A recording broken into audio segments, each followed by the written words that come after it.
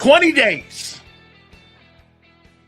20 days out, inside of 3 weeks from the start of training camp for the Philadelphia Eagles. And inside of 2 weeks for the start of training camp for the Carolina Panthers and the Arizona Cardinals, because they play in the Hall of Fame game in Canton, Ohio. How you doing? Man, we're right around the corner. And by the way, week 0 is coming up in a couple weeks when it comes to college football. The Dublin game, I believe, is TCU versus North Carolina. Then we start college football up, and boy, I'm telling you. Hey, real quick on the World Cup. These numbers that they're posting and all these ratings they're posting, dude, they do not dwarf a Big Ten or Southeastern Conference game. SEC football into Big Ten, they get World Cup numbers. Now, this U.S. number, along with Telemundo, looks like it's going to pull in around 45 million. But, yep, college football dominates. Dude, soccer in this country, man, will never, ever, in my opinion, ever be like the number 4 sport. It won't knock down hockey even. Got a long way to go. And their track record, get this, I posted this over on my X account. So here's the U.S. legacy in FIFA World Cup. 1930, third place. 34, round of 16. 38, they withdrew. They didn't qualify from 1950 until 1986 in the World Cup. Then in 90, group stage, they got knocked out. 94, round of 16. 98, group stage. They made the quarterfinals in 02, and I believe that's the Landon Donovan group. 06 is group stage. 2010 is 16. 14, 16, 18, they didn't even qualify. 22, round of 16, and they were eliminated in the 6th. This is horrible. This is no legacy. These guys are not very good when it comes to World Cup. So, again, thank God football's right around the corner.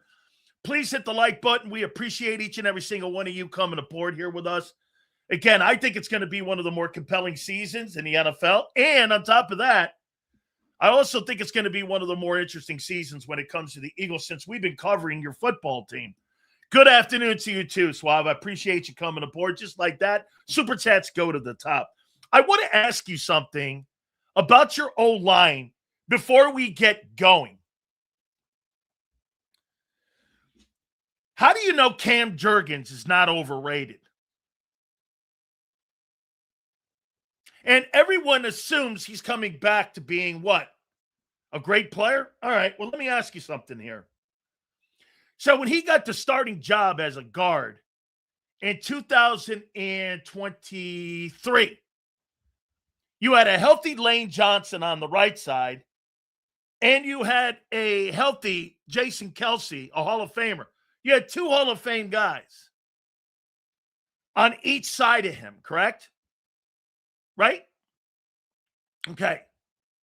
Then in 2024, you had a healthy Lane Johnson, and you had an all-pro Landon Dickerson on his left side. Correct?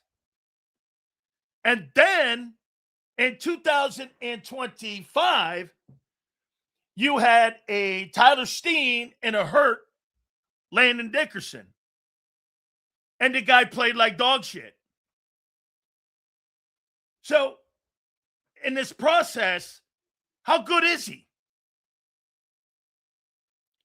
He's had Hall of Fame guys and Pro Bowlers on each side of him.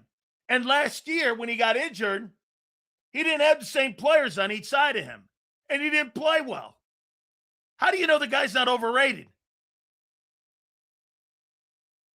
Like, he's not a standalone guy. So when you guys say he's going to bounce back, I think it's all contingent on who bounces back on each side of him. You had a dominant Mekhi Becton in 2000. Okay, you had a Mekhi Becton who was dominant in 24, and you had a dominant Landon Dickerson. When he got the guard job, you had a dominant Lane Johnson and a dominant Jason Kelce. Last year, the guy gets banged up. You have a banged up Landon, and you have a lesser Tyler Steen on his right side. How do you know how good that guy is? To me, that contract doesn't look as good as it did when they initially signed him. I mean, and now he's going out of the country to get treatment. Dude, when you can't go to your own team doctor, your own private doctor to help you when you're back, and you got to go out of the country, you got a bigger issue than you think. What are you doing, voodoo medicine? So you're doing voodoo medicine. Okay. Let's see how that pays out. Sills, we don't because the sample size is too small, but he has demonstrated that he can play at a high level. Yeah, with high-level guys on each side of him. Every single year, Bob, you're missing it. He's had a Hall of Fame guy or a Pro Bowl guy on each side of him. Last year when he did it and he got banged up, he was less than the player you gave the 20. That's not a $20 million a year guy. So now you've got a suspect Landon coming back, and you got a lesser dominant player in Tyler Steen. Not that he's a bad player, but he's not a physically imposing guy. He's got lesser players on each side of him. Do you not agree to that at least? Get this, you won't even agree to that. When he first got the job, you had a Hall of Fame Jason Kelce at center, and you had a healthy Lane Johnson in 2023.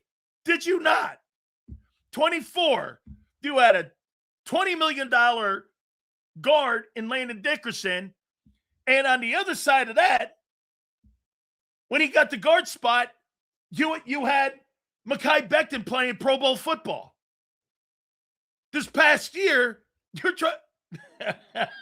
Hey, bringing facts up is never something for some of you in here. Sills, I'm not even debating it because it's not debatable. And we're going to find, once again, get this. Once again, we're going to find out who's right by the end of the year. Sills, this goes back to what I said. Offensive players have one good year and they get a bag, but defense has got to prove it. Seals, hope you had a great 4th, my friend. You too, my friend. Appreciate it. Okay? Here, watch this one. We'll show you delusional. If Dickerson is good, Jurgens will blend in. Steen just had a best year of his career this past year. Wait a minute. You just got through telling me the offensive line was horseshit last year, and Jeff Stoutland got fired. Does Sills not know how individual O-line ranking and metrics work? No, Rasputin. I have no idea. Jurgens was the key to the Super Bowl. He was. You think Cam Jurgens was the key to the Super Bowl and not Mailata, Landon Dickerson, and Lane Johnson and Mekhi Becton? He was the key. Wow. Sills, yes, he's played with great cast, but I'm not missing it. You know, you don't know if Becton made Cam or Cam made Becton. Well, when Mekhi left, how did Cam play last year? Well, Bob, how do you think he played last year, Cam? You're going to blame that all on the injury? Okay, no problem. 26, we're going to find out, right? Hey, once again, receipts. I want you to keep them. Let's see how he plays. With lesser talent around him. Landon's lesser talent now. Steen is lesser talent than Isaac Seumalo or what Becton brought in 24. Bottom line, that's a fact. And if you want to debate it, we going to find out. Because what I love to do here is, you guys keep telling me last year the O-line was banged up and the O-line didn't perform well. Okay. Well, you had lesser talent. You had a lesser talented team. Lane wasn't out there because he missed half the year. Becton is not the dominant bulldozer that Steen was. And Landon was injured. Oh, and so was Cam. Okay? Well, we're going to find out how good that Howie Roseman contract with Cam Jurgens is. Again, July 8th, we will find out. Every year outside of last year, he started next to a Hall of Famer or Pro Bowler.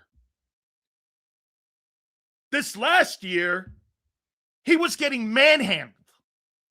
The guy in Dallas kicked his ass.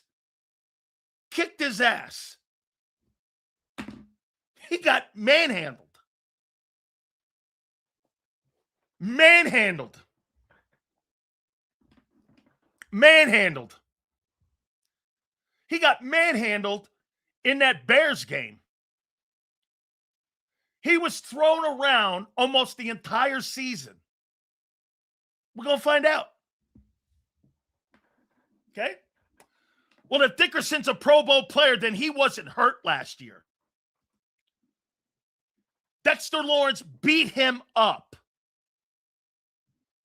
Beat him up.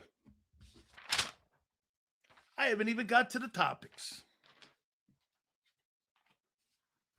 So, like I said, get this, guys. And again, some of the Eagle knuckle draggers in here will not see this. 90% of the Eagle fans that are in here are brilliant. First year he started, he had Jason Kelsey to his left, and he had a healthy Lane Johnson to his right in 23. 24, he had a first-team All-Pro Landon Dickerson and a Mekhi Becton who had a dominant year that year, so much so he got $12 million by the Chargers the next year. Last year, Landon was injured, and Steen's not the bulldozer, as I said, that Mekhi was. And he got manhandled. Go back and watch the tape. I did. He was completely manhandled. And that Pro Bowl he made is reputation. Go and put any game on. He got murdered in there. All right. So, back to another topic here. All right. We like to ask questions. Oh, by the way, Angelo Cataldi at 3:30. Battle Royale at 4:30. Big Z's going to hit up and close us up to be the Mariano Rivera on today's program. So hit the like button. We appreciate it. Supers go to the top. Most of you Dunkoffs in here, and the Eagle Knuckle Draggers and the Glazed Donuts. Again, some of you, I know these topics are a little tough for you, and especially when we ask questions that you can't answer. It's always funny to watch the responses by some of you guys. Okay. So, we've been kind of going back and forth and ping-ponging this. And Kevin Patullo and Sean Mannion. So, we'll extend it and add this question on. What will be the difference between Kevin Patullo and Sean Mannion this year? What do you think the difference will be this year? And by the way, I'm not going to use the comment, don't worry, both of these guys have never called plays going into a respected year. Here, to be determined. Okay? To be determined. Okay? How many people, what will be the difference between Kevin Patullo and Sean Mannion this year? Anybody? Because receipts are being kept as we do these topics this year. And we're going back to every one of you. Okay? Anybody? Can you answer the question? And I like one of the responses, to be determined. So get this. On July 8th, 20 days from now, you have no idea what your offense is going to look in 2026. To be determined. Does anybody have a better answer to what your offense is going to be? What will be the difference?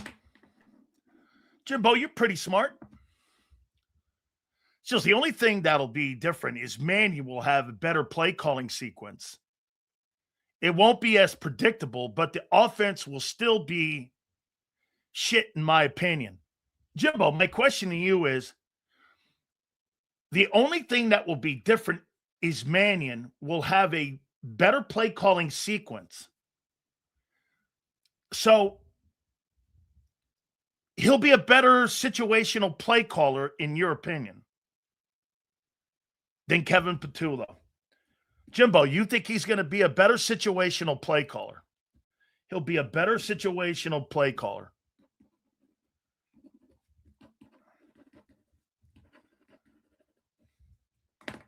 Okay? And by the way, like I said, this is just theory, right, Jimbo? That's a guess that he'll be a better play caller than Kevin Patullo. So on July 8th, correct? That you're saying because, well, he's never called the play, though. The biggest difference is that Mannion played under different offensive minds. That has zero to do with play calling.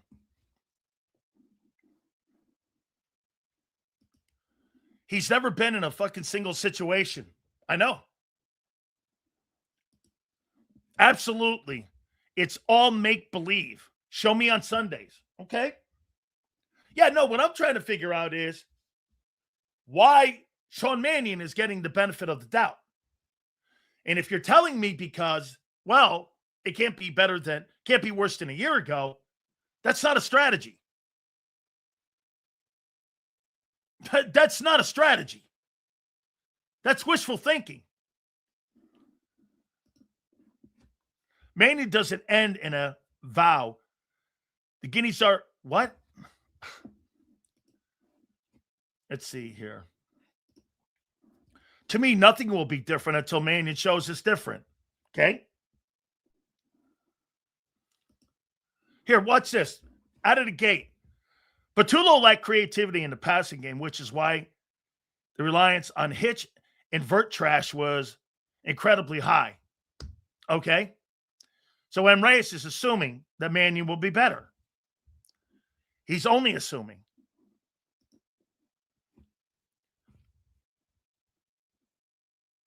Get this. Mannion gets the benefit of the doubt because he comes from an offense that historically doesn't utilize the hitch at the rate Patullo did. So he gets the benefit of bringing a new offense to a quarterback that's never run it. It's not the coordinator, dude. It's the quarterback. You guys, I knew you'd fall for it. This has nothing to do with Mannion. This has everything to do with the quarterback.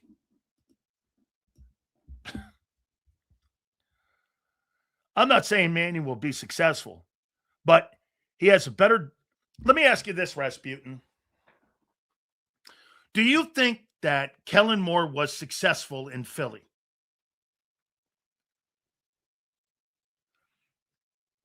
Do you think he was successful in Philly?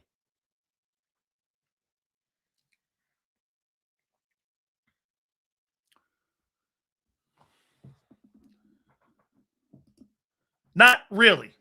Okay? Here's why he was successful. Would we agree, Rasputin, that Kellen Moore, okay, utilized the talent, not his offensive playbook, to win games? Correct? he used the talent that was in the offensive huddle, not his scheme. He basically trashed his scheme and how he does things. And he basically trashed it. Okay? Right? Okay? Here's Archie. Damn, Sills, is Petula your in-law or something? Why is it a stretch to say the coach can be incompetent? I'm not defending Kevin Petullo. Coaches make offenses to the quarterback's skill. They don't demand you run their skill set. Kellen Moore proved it to you, Archie. Kellen Moore's not a run-first coach. He's a pass-first coach. But when he came to Philly, he had to be a run-first guy because the quarterback couldn't get it done. So he went to Barkley, and Barkley had the historic year. So he modified his game plan and his playbook to fit the huddle and fit the talent in the huddle. Did he not? Kellen Moore has never in a million years. And by the way, all of this stuff, because Mannion came from Sean McVay, that doesn't mean they're going to stick with it. They're going to stick with the skill set of the huddle. Sean Mannion can have Sean McVay's offense all over his playbook, just like Kellen Moore had a pass-first offense. If you don't have the huddle or the talent in the huddle to run that offense, it's irrelevant. It's completely irrelevant. I want you to run crossing routes, and I want you to run the offense that you have with Matthew Stafford. If you don't have the talent in the huddle to do it, why are you asking people to do shit they're not comfortable doing? That's how an offensive coordinator builds a game plan. That's what Kellen Moore did in 24. Kellen Moore built the offense around the huddle, not forcing his way in. He tried it for 4 games. Sean Mannion's going to do the same shit. They're going to attempt this, and if nothing works or it works, they're going to try to figure out, because as you said, to be determined. You're right. Whoever said to be determined is exactly right on the difference between Kellen Moore and Kevin Petullo. It's not Sean Mannion's playbook. It's what the huddle and what the talent in the huddle is going to dictate on how this is going to look like. Not Sean Mannion's play calling. Well, his in-game situational play calling will be on test on Sundays. But to be determined is right. A.J. Brown had 1,003 yards last season as wide receiver 1. Will Devontae exceed that? I got a question about that here. And Penn, I appreciate you doing that. Thank you so much. Okay? Eagles have yet to sign Jalen Carter to a contract extension that many expected. I know. Really? Receipts.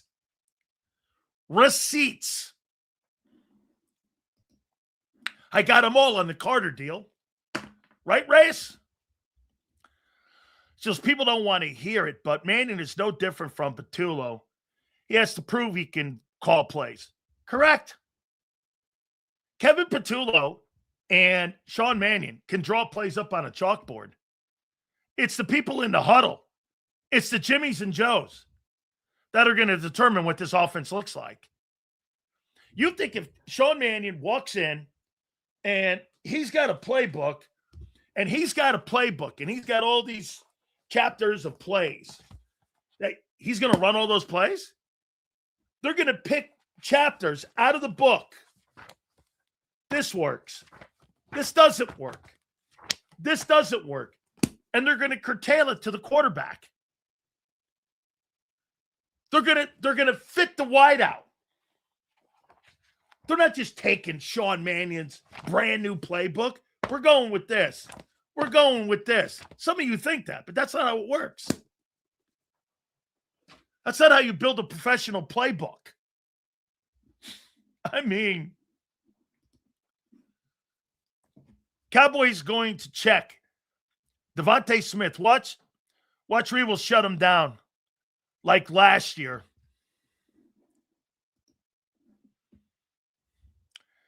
They're going to be a lot of this doesn't work. I'll tell you that in this type of scheme. Yeah. Even once it said schemes don't fail, players do. Correct. Yes. Okay. Underdog. Seals, mark this receipt, please. Okay. Jalen, permanent training wheels. Hurts will end this season on the bench where he belongs. My guess is week 7. I think he's going to get the full year, my friend. I think he deserves it. Hurts will have another Super Bowl speech like this on February 14th, 2027. Very good.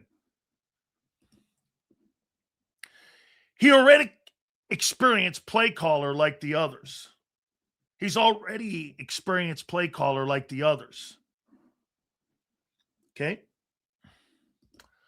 Schemes don't fail except when they predictable like Patullo. No, you mean like the quarterback. Let me ask you something. Whether it's been Kellen Moore, whether it's been Shane Steichen, whether it's been Brian Johnson or Kevin Patullo, has Hurts been predictable in the last 5 years of throwing the football to the sidelines and not the middle of the field? Doesn't matter who the coordinator is. The most predictable guy in the building is the quarterback. Were they all incompetent? 2 guys got head coaching jobs. Explain that. The majority of his passes, hey, and by the way, super predictable. But get this, you had better talent and healthier talent and a deeper team, senor. The reason, hey, senor, the Dallas Cowboys, if there are Cowboy fans in here, do you really think the Cowboys needed to have an exotic offense when you had Emmitt Smith and that old line? No. They said this, we're going to line up and we're going to run the ball right here. And I don't think you had the personnel to stop us. And most teams didn't. I mean, we're going to run here. We're going to run here. We're going to run a total off guard like you guys did in 24. You weren't exotic. You lined up. Dude, you were the most predictable offense in pro football in 24. It didn't matter. You ran people over.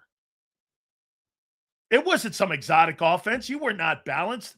You had the worst passing game of any contending team in the NFL that year. You were almost last. It didn't matter. You lined up, you ran 5 plays, and you killed teams. Why? You had better talent. Hey, dude, I don't have to be fancy to kick your ass if you can't take a punch. In 2024, the league couldn't take the punch. You threw the punch, you knocked them out. Well, in 25, you didn't have a knockout punch. And you got exposed. That's a talent thing.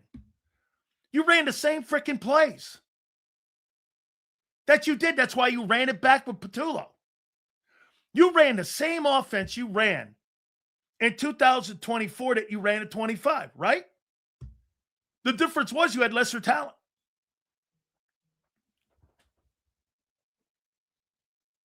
You got the shit kicked out of you at the line of scrimmage. It's kind of why we started out with Cam. I agree with this. You have to admit coaching a little bit to do with the vanilla. Yeah. Well, wait a minute. Senor, that's like asking Mike Tyson in his heyday to do this. Hey, I want you to be more of a jabber now instead of throwing those haymakers and those body punches. Don't do that, I mean, go out there and just mess around with the guy. Why wouldn't you tell Tyson to go out there and end this thing early like you did against Michael Spinks? Go kill the guy. Coaches are limited? Yeah. Well, when your talent is not healthy or whatever or lesser, you get 25. 25 and 24 were a microcosm of the entire offense under Nick. Completely a microcosm. If the talent's not good, you're not going to be as effective. And when you hire inexperienced coaches for Sundays, that's going to be exposed as well, like it was in the playoff game. Absolutely true. Sills, in a West Coast offense, Smitty is not the first option. It's the tight end and the running back. But Hurts executing the offense is another question. Correct. Okay. I anytime somebody starts it out like this, you know that it's a dumb comment. Sills, you boneless wing lover. The Eagles are going to smash every BS take you've had this offseason. So don't cry like Josh Allen when they do. Okay. Thanks for the super, kid. Go sit in your corner now. This is a typical indirect Eagles way of getting rid of a guy. This offense is being installed for Jalen's replacement. I don't believe that. I think they want the kid to be good in it. I just think they want him to get better. So what separates a play caller like Shanahan and McVay from other play callers? Okay. Hey, Jimbo, it's a great question. Do you think certain painters or certain songwriters or any artist you know, actors, I'll give you a great example of this. Jimbo, and I'll use Rush Limbaugh. So I went down, and I've told some of you this, I went down to West Palm Beach one year. They used to do this all the time for me at iHeart. They would send me down, and I would watch Rush do his show for a week. I'm not talking about his politics. I don't give a shit about it. I'm talking about his execution of content. He asked me to read a Miami Herald. I read the Miami Herald. Then he goes, listen to me read it. And Gabe Hobbs, the guy who made all this happen for us, you realize how a guy delivers content versus a guy who reads content. I don't give a shit about Rush's politics. I'm talking about delivery of content. It's like a play caller. You could draw all the plays up on a chalkboard. When you get on Sundays and you've got to have a feel for the game and a feel for everything that's going on around you because you have experience and you've been in those situations, you never panic. There's something to that. It's an art. Being a play caller is an art. It's not just something you can just hand to the next guy. And I think that's one of the flaws in the Eagles' hiring of coaches. They think because it's their system, you can plug in a guy that's never called a play before. Every single guy that they've hired, whether it's been Desai, KP, or whomever, has failed when he's a first-time NFL play caller. They failed. And most importantly, they've had to go out of the organization to find a good play caller. They had to find Vic in Miami. They got Kellen Moore off the scrap heap. Every guy that they've elevated has not been good except for Steichen. That's 5 years. Every guy, they've had to go outside the organization to get a guy. They've not developed anybody. They went out and hired a guy. Okay? They went out and hired him. And see this? And get this. Daniel Jones just got a $48 million contract extension. Just got a $48 million contract extension because why? Shane Steichen, in my opinion, understands the RPO system better than Brian Dable did. Brian Dable almost destroyed Jackson Dart and clearly destroyed Daniel Jones. Do I think that Brian Dable's going to do a good job with Cam Ward in Tennessee? No, I don't. I don't think Brian Dable's a good coach. I think he's an overrated coach. Name me a place. When he left Buffalo, Josh Allen won the MVP award. Where has he had success? College? Okay. Name me a place. I think Brian Dable's overrated. I'm glad he didn't go to Philly. I mean, that's correct. Dable rode Josh Allen's coattails. He didn't care about the turnovers. Well, when he left Joe Brady, the reason Joe Brady got that job is because he cut down the turnovers and got an MVP award for the guy. Dude, the best coach Jalen Hurts has had. Hey, do you think there's any coincidence? The best coach that Jalen Hurts has ever had is the guy in Indianapolis. And that's the best year he's had. You think there's any coincidence to that? And he's, in theory, the only RPO coach he's ever had in Philly. You don't think there's any coincidence to that? Shit, Kellen Moore almost turned himself into an RPO coach in 2024. You think there's any coincidence to that? So coaching destroys every other quarterback. Organizations are the reason certain players don't win, but with Hurts, it's all Hurts' fault and nothing else. I understand, though. Hurts is a champion. You got to judge. I'm not sure what you're saying here. So coaching destroys every other quarterback. Dude, if you don't see what happened in Seattle and in Minnesota as an example of having good coaching around you and what a player can do, I'm not sure what else to say, because Sam Darnold's the poster child of it. This guy was a scout team defensive end in Carolina when he was there.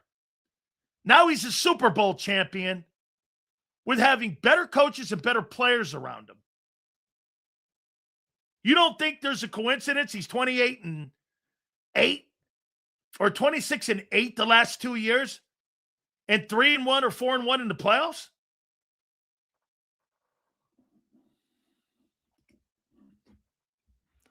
Seals, do you ever think it's weird you want things for the Eagles they obviously don't want? They know Josh Allen exists and experienced coordinators exist. Dude, my question is, all right, here. Let's see. If I was going to be a swimmer and I wanted to learn how to be Michael Phelps, would you hire a diving coach for me? Would you hire a diving coach? They're in the water. Yeah, but wait, I want to swim like Michael Phelps. The Eagles hire diving instructors instead of swimming coaches. I mean, it doesn't fit. Just because you're a play caller doesn't mean that fits that particular style of what that guy wants to do.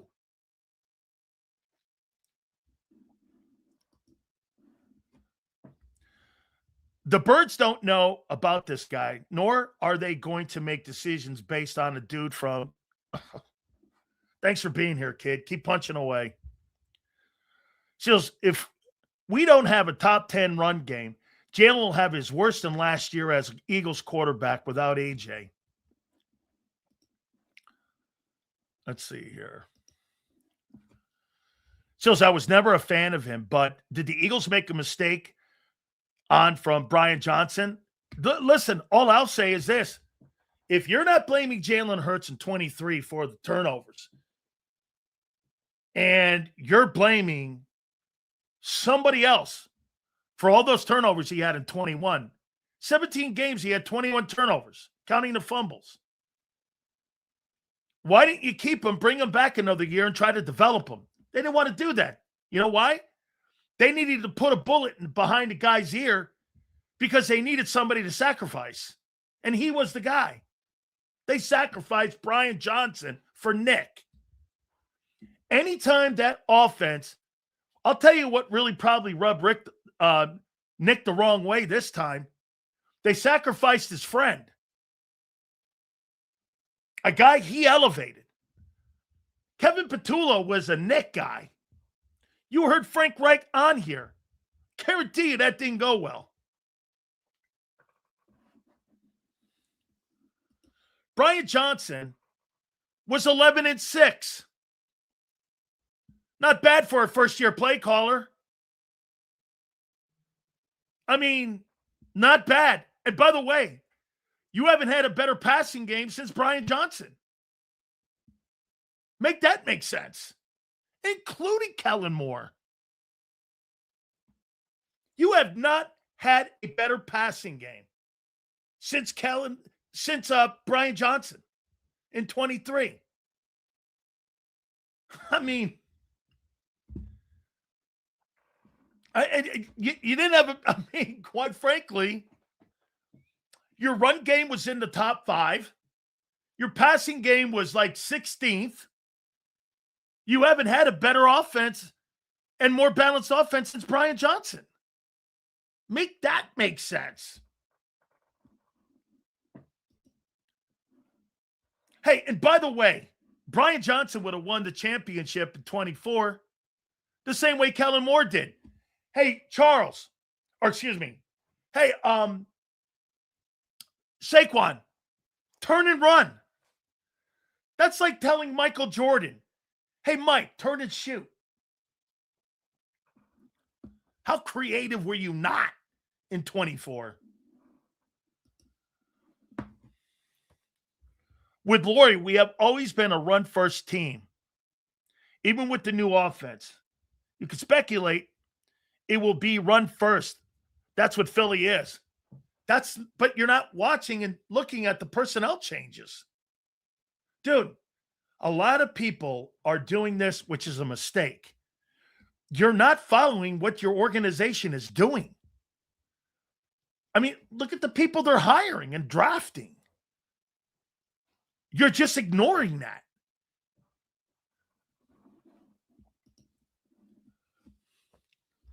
Archie must not realize that not having good weapons causes quarterbacks to have tougher throws and lead to covered sacks and fumbles, unless you're Mahomes.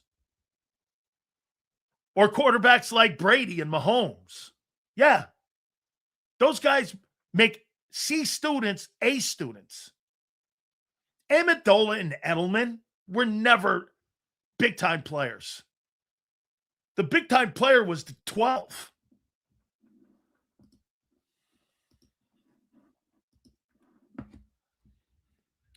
Even Joe Brady took time to develop as a coordinator. Was Carolina OC and had Darnold and Mayfield and was not good then. Yeah, but he was also great when he had Burrow at LSU. I think it had a lot more to do with Carolina. What has Carolina done except for what happened last year with Dave Canales? Dave Canales is a good play caller. And he's turning Carolina around in spite of David Tepper, the owner.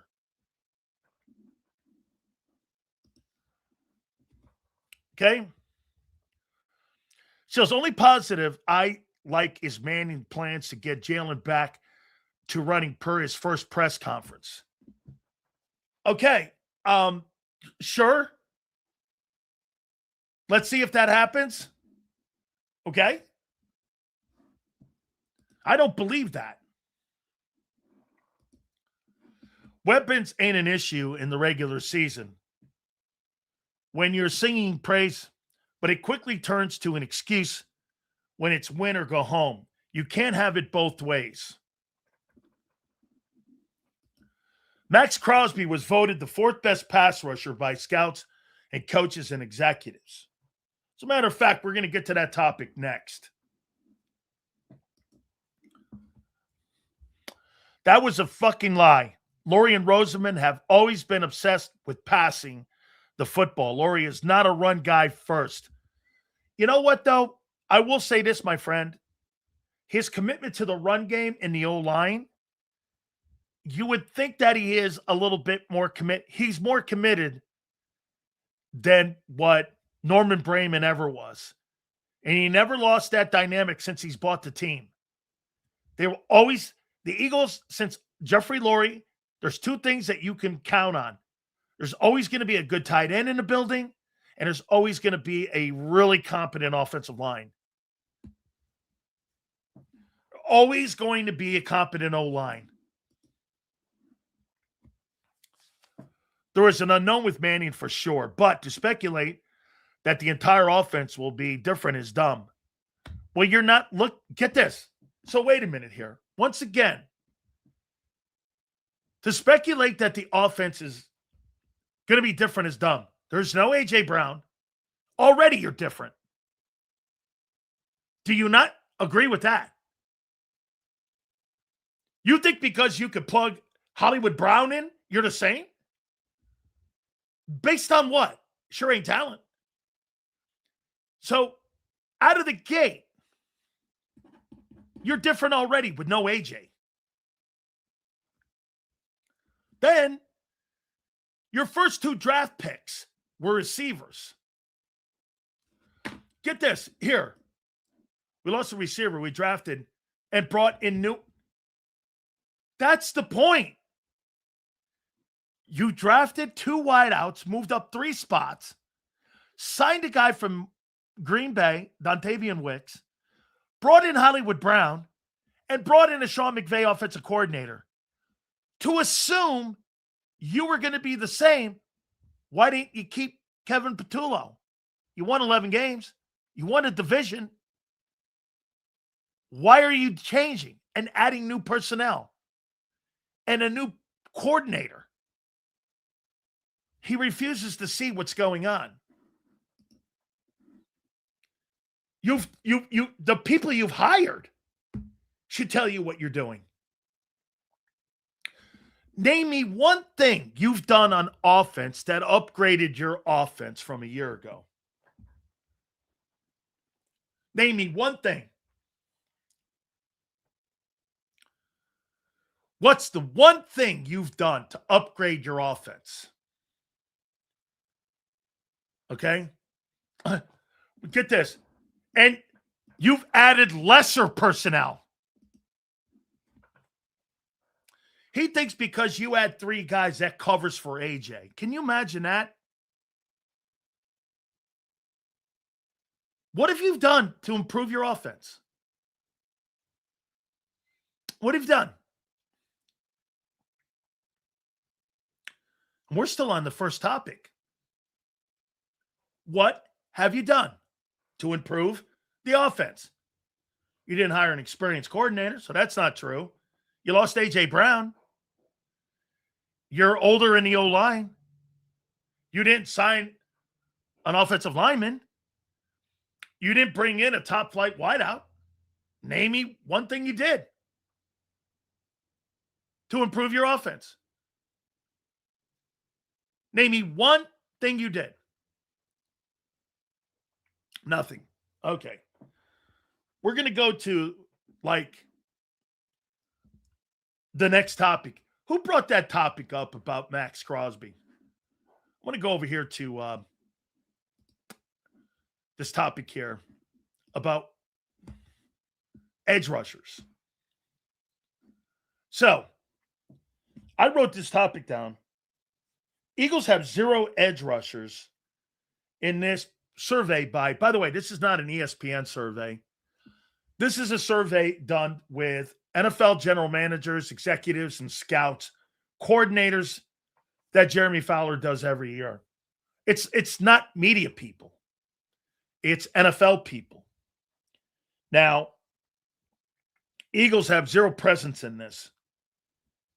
And quite frankly, I don't really think that Howie makes edge rushing a priority.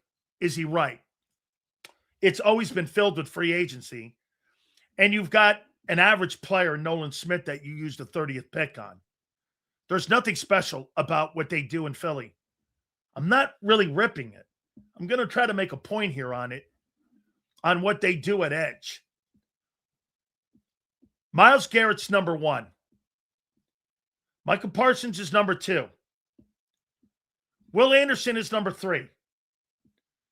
Max Crosby is number 4. Aiden Hutchinson's number 5. Houston Texans, Danielle Hunter is number 6. TJ Watt is number 7. Nick Bosa is number 8. Brian Burns is number 9. And Nick Bonito, Denver Broncos, is number 10. You got other guys with honorable mention and all this and that. What's the one thing those guys all have in common, except for one guy? None of them have had an impact in getting your football team to a Super Bowl.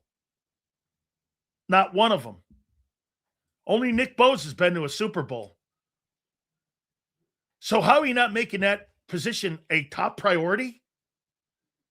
I don't think that's a flaw. I think he's right. I think if you have a competent guy who could set the edge, give you 6 sacks, I don't think you have to spend mountains of money out there.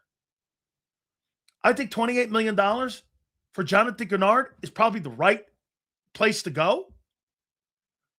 I think those players have no impact on you having a great unit.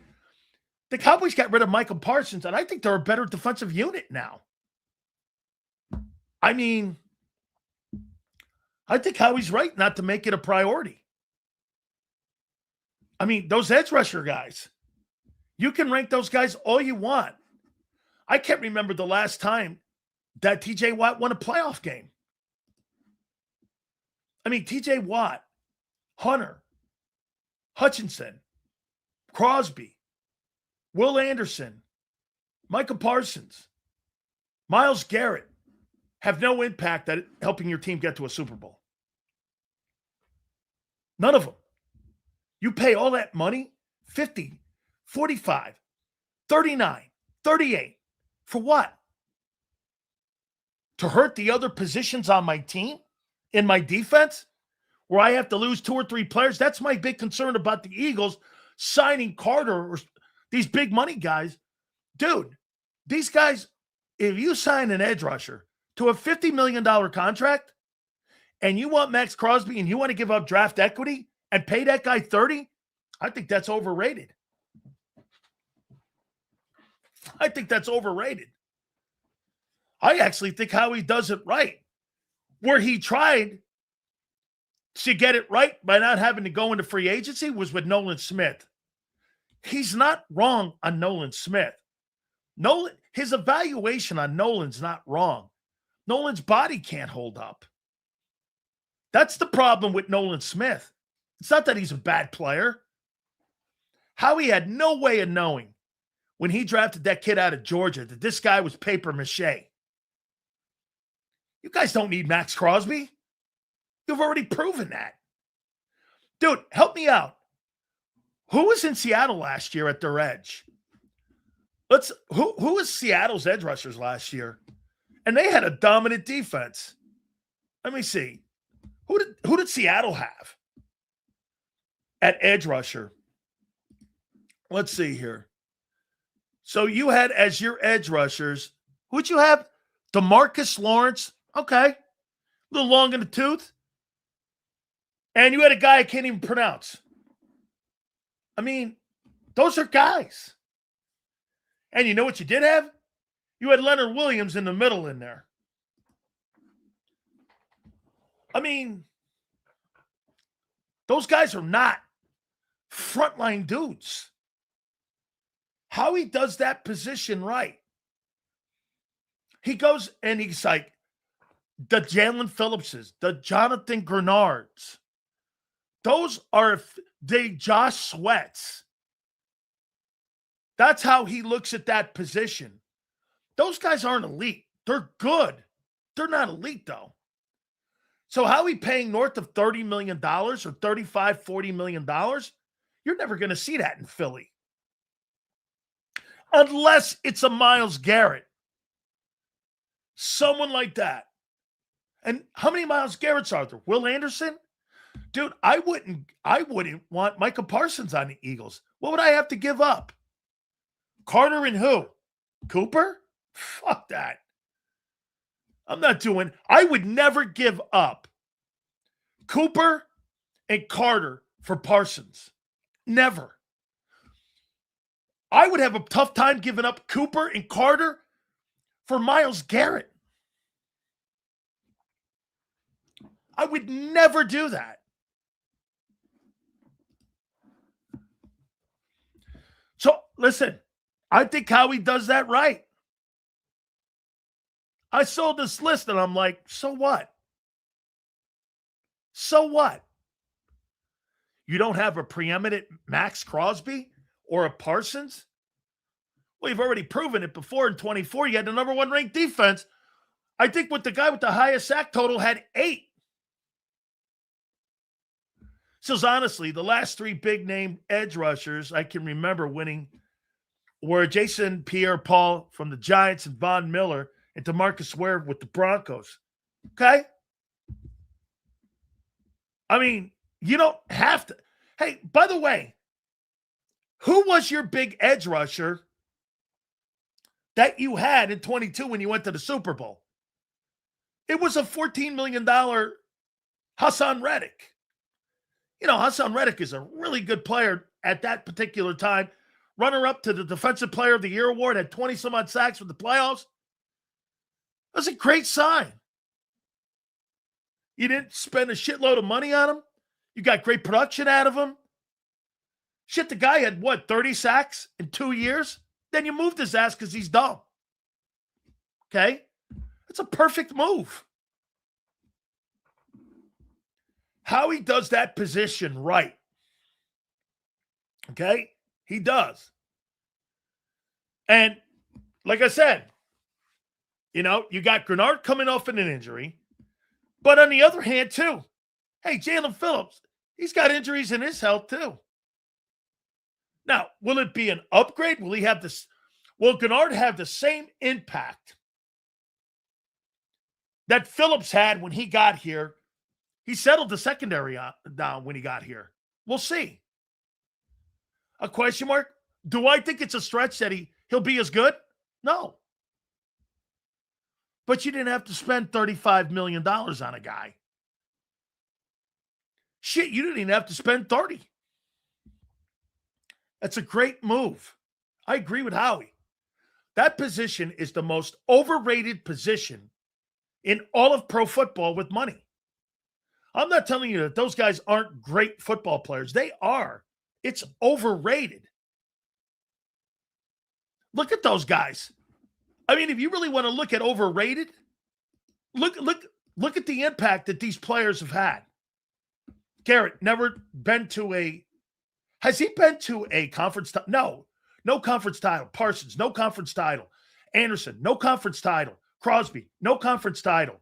Hutchinson has been to a conference title. Daniel Hunter, no conference title. TJ Watt, no conference title. I mean, come on, dude. That's your top 7 edge rushers. It makes no sense.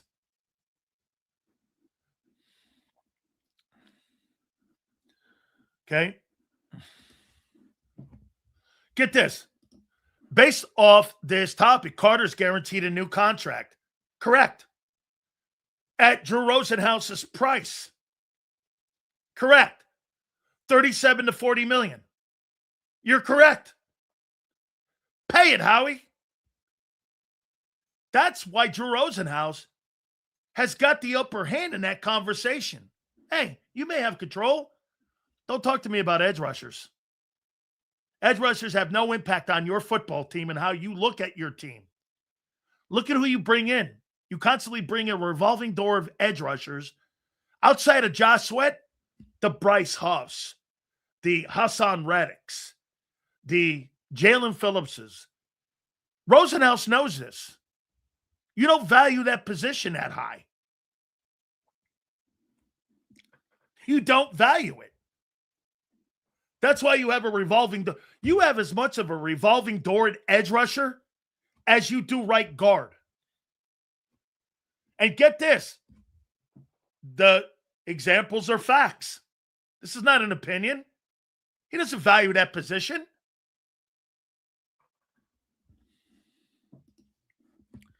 Seals, why is Rosenhaus pushing too hard for Carter to get paid now? Because next year he knows that there's going to be more of a priority over Q and over Cooper DeJean. Hey, dude, next year, Carter's not my priority. Quinyon Mitchell is. Cooper is my priority. Might be the quarterback. Might be Devontae Smith that I have to redo a contract on. That's why he's pushing it.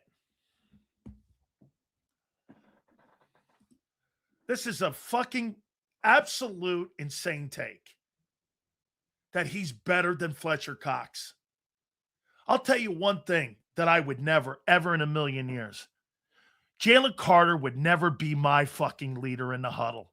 Fletcher Cox would be my leader all day long. You know why? He shows up and plays every day. He's a man. He's a leader. And he never, ever takes plays off. This guy takes plays off. Fletcher Cox shows up every day. And more importantly, I can trust him. Rosenhaus isn't rushing the timeline. If the price wasn't so high, Carter would have inked an extension by now. Correct. Okay? Fletcher Cox was a great football player. Every day. Every day. Every night. I'll tell you one thing that Carter fails on.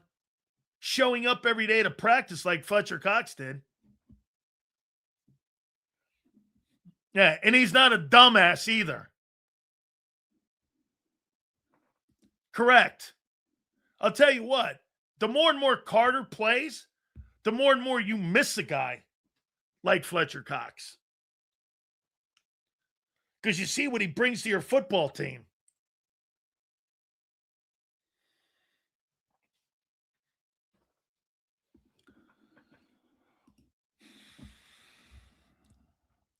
Las Vegas Raiders star defensive end Crosby shared some advice for rookie quarterback Fernando Mendoza, stressing that authenticity, being authentic, is one of the most important qualities a leader can have. Correct. That's what makes you a great teammate. Nobody likes people that are full of shit. Cox is definitely better than Carter. It's not even close. But, Jimbo, Carter has a chance to get in that conversation of being in that room, one of the greatest defensive linemen of all time in Eagle history.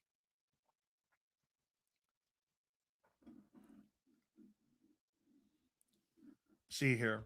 It says, what quarterback would you take in this draft? I don't like any of them. I don't like any of those quarterbacks coming out. I like the kid at South Carolina, Sellers.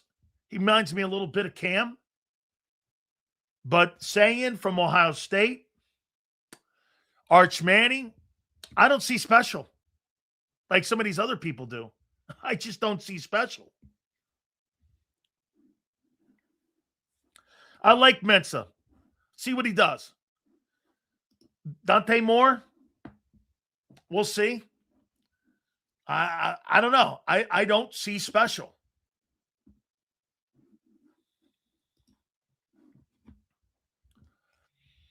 Seals, can you tell me why the development of the quarterback position went to shit over the last 20 years? What happened? Well, I think it's got a lot to do with Bernie Kosar said. You know, you got the guys in your ear. You got a lot of voices trying to tell you what to call and this and that. And you don't let the players develop seeing the field. You don't let them get to the line of scrimmage and have to dissect the defense. You saw what Phillip Rivers did. Phillip Rivers came off his couch. Did you not see Shane Steichen on the sidelines, how cool that was and that dynamic between those two guys? Shane called the play. Didn't say nothing else. Hey, Phillip, 35 power toss, veer right. He'd get the line of scrimmage and change the entire play. And Shane was sitting there loving it because when you got a guy like Phillip Rivers and he's under center, you ain't got to worry about shit. The only thing you got to worry about, and the only thing that hurt Rivers, is that he just didn't have the arm strength to get that out pass out there anymore. He hadn't played in 5 years. But Shane, you saw him smiling the whole time. Rivers knew exactly where to go with the ball. That's an innate ability for you to be able to see and get to the line of scrimmage and your pre-snap reads, you're seeing it like you're a computer. I don't think guys like that. I think the talent is better today. I just don't think they're as gifted seeing the game as it was back in the day. I like the kid. I know the father very well. He's from Wesley Chapel, Florida. He's over on the St. Pete side, Clearwater side, actually. And Rocco went to Iowa State, and he's at Penn State. I like the kid, too. I think he's pretty good. And he was hurt. Not training camp for Jalen Carter. I'll tell you what. That's going to be something to keep an eye on. Is Jalen Carter going to practice during training camp? Now, I don't think he is.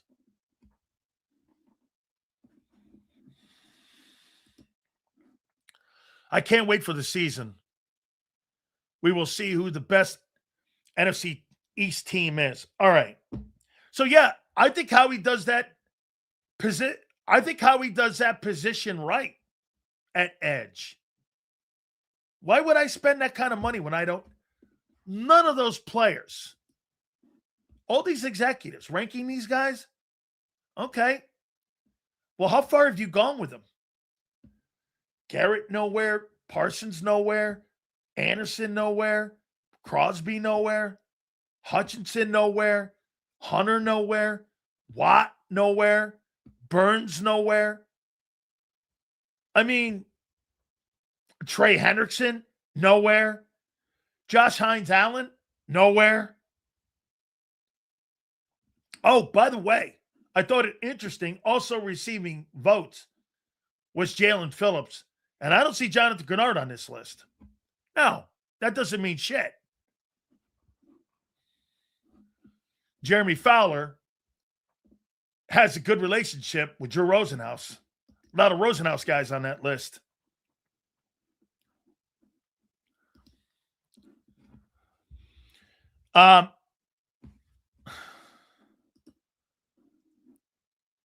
For Fletcher, he's not a better talent than Carter. Let's ask this question. Who would you rather have in your football team? Prime Fletcher Cox or Prime Carter? I'll take Fletcher Cox. Who would you want, Reyes? Prime Carter or Prime Fletcher Cox? I'll take Fletcher. And some of you in here also respond to this. Who would you take? Prime Fletcher Cox or Prime Carter? I'm going to take Fletcher Cox. Who would you take? Let me guess, Reyes. Jalen Carter. He's had one decent year, very good year, and a down year. And you're basing what on what? Prime Carter. Okay? You knew it. You knew it. Well, okay. Look at this. He's the only guy that would take that because he's the only person.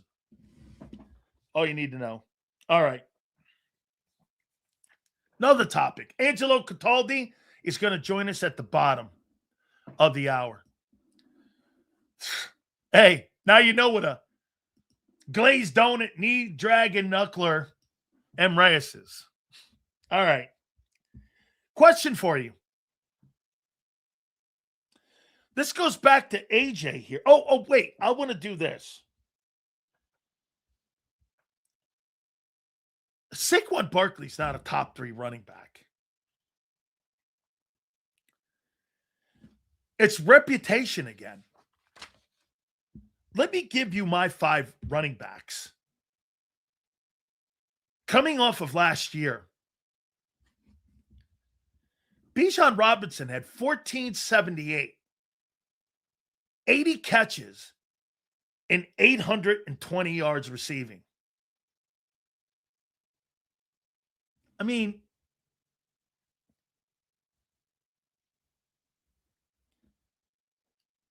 Jahmyr Gibbs had 1,223, 78 catches, and 650 yards receiving. McCaffrey had 1202, 102 catches, 924 yards receiving in a team that beat you in the playoffs.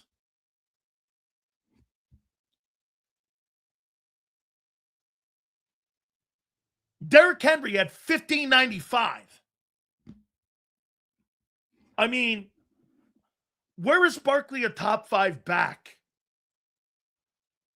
James Cook had 1621 and 340 yards receiving and 35 catches. Where's Barkley better than any of these guys?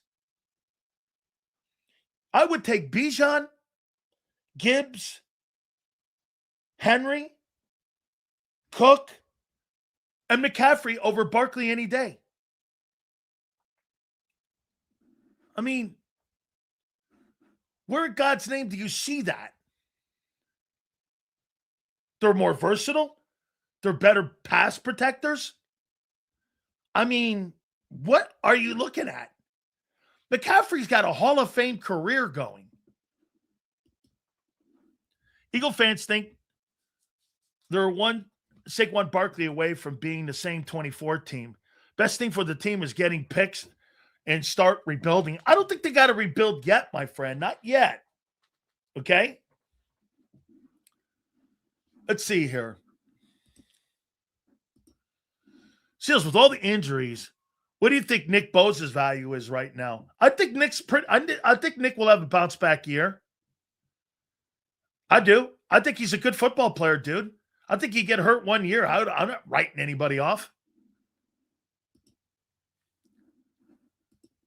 Yeah, Preston. Here's my guys. Bijan Robinson. The guy had 1,500 yards rushing and 850 yards receiving. I don't know. Cook had 1621 and 300 yards receiving. Henry had 1595 at 31. Jahmyr Gibbs is a great player. This guy had 80 catches and 650 yards receiving. And McCaffrey had 1,200 yards, 10 touchdowns, and 102 catches. That's a tough call, dude. If you remember right, one of my sandbox guys a couple years ago was Robinson. Bijan Robinson's the guy, the running back that the Eagles would want in their huddle right now. Get this. Last year was last year. It's irrelevant to next year. Okay, well, McCaffrey's been a better player than Barkley. And been a better player his entire career.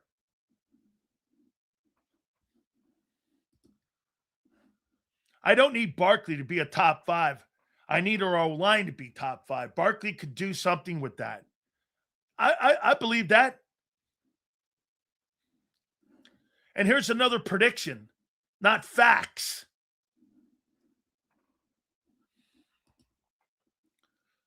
Gibbs, Robinson, and McCaffrey, top 3.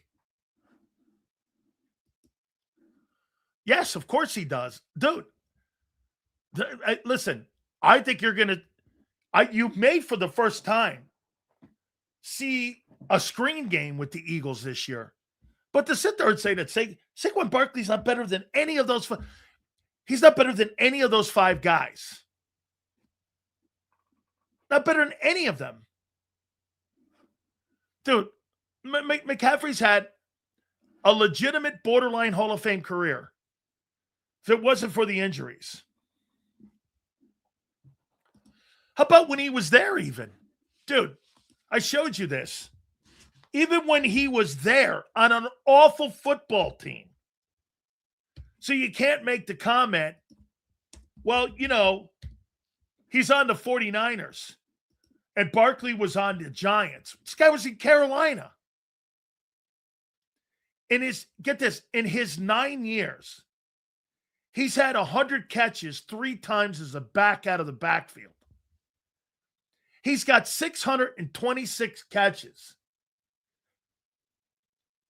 And He's rushed for 789. 7,089, 62. He's got 62 touchdowns rushing and 36 receiving. 1, 2. He led the league in rushing, 1459. This guy's had an incredible career, dude. As one of the most versatile pass-catching running backs of all time. Are you saying that Saquon is inconsistent? I think the thing that limits Saquon is that he's not a very good pass protector, and he doesn't really catch the football all that well.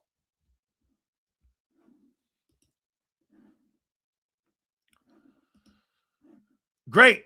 Him and Chris Jones, or what's his name? Chris Johnson. They ran for $2,000. Phenomenal. Great. A one-year wonder. Sills, it boggles my mind how we've reverted to as a super team. All our players are, no, they're not. Falk is 5 notches above McCaffrey because he was bigger and more consistent. Okay. So hiring guys like Nick Sirianni is the biggest issue with the decline of the quarterback's development. Yeah, Nick has done nothing to develop the quarterback. Nothing. They've done nothing. They think developing the quarterback is putting good talent around them in Philly, not helping the quarterback. You see that, right? It's such a general manager's mentality. They're not going to hire the proper coaches. Howie's going to put more talent around him instead of hiring the coaches. And when you're in situations like you were in the playoffs and you need coaching to be the difference, you don't have answer makers on the sidelines. That's the difference in philosophy when you're a general manager-driven team, which means you're a talent-driven team, not a coaching team. Andy Reid is coaching, and Mahomes. Same thing with Belichick and New England. It's more about coaching and getting the best coaches around those guys because you got the quarterback in the room that's going to dissect everything. When you need coaching the most in Philly, when you don't have the talent, you don't have answers. That's the flaw. You needed answers in 23 and in 25, and you didn't have any. Well, because you didn't have the talent.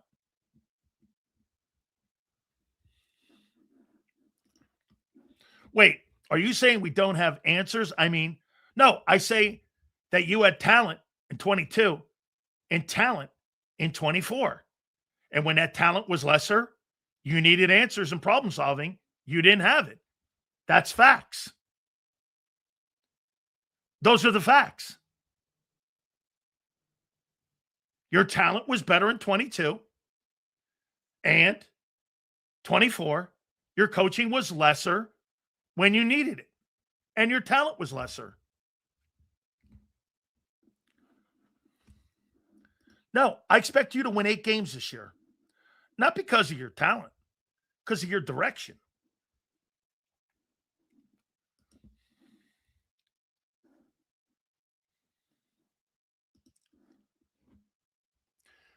Still, speaking of Falk's inconsistency, between 1999 and 2000, that dude scored 59 touchdowns in 3 seasons. That's crazy work. I believe that was the greatest show on turf with Martz and them guys. Let's see here. So you're saying it wasn't Nick or Jalen that keeps winning. Okay. Yeah, no. Well, what was the reasoning in 23 that you didn't have answers to the meltdown? And last year, you didn't have answers to the Niner game and to the 7-7 finish. How come you couldn't figure that out? If those coaches were so smart in 22 and 24, what was the difference? You were a lesser football team in talent. I know you don't see that, but that's a fact. you were a lesser football team. Were you not? Your linebacking core was not very good. You started getting run over in 23 towards the end of the year. You had lesser talent. Last year, you're injured in your O-line, as you say, and you didn't have answers. I don't know.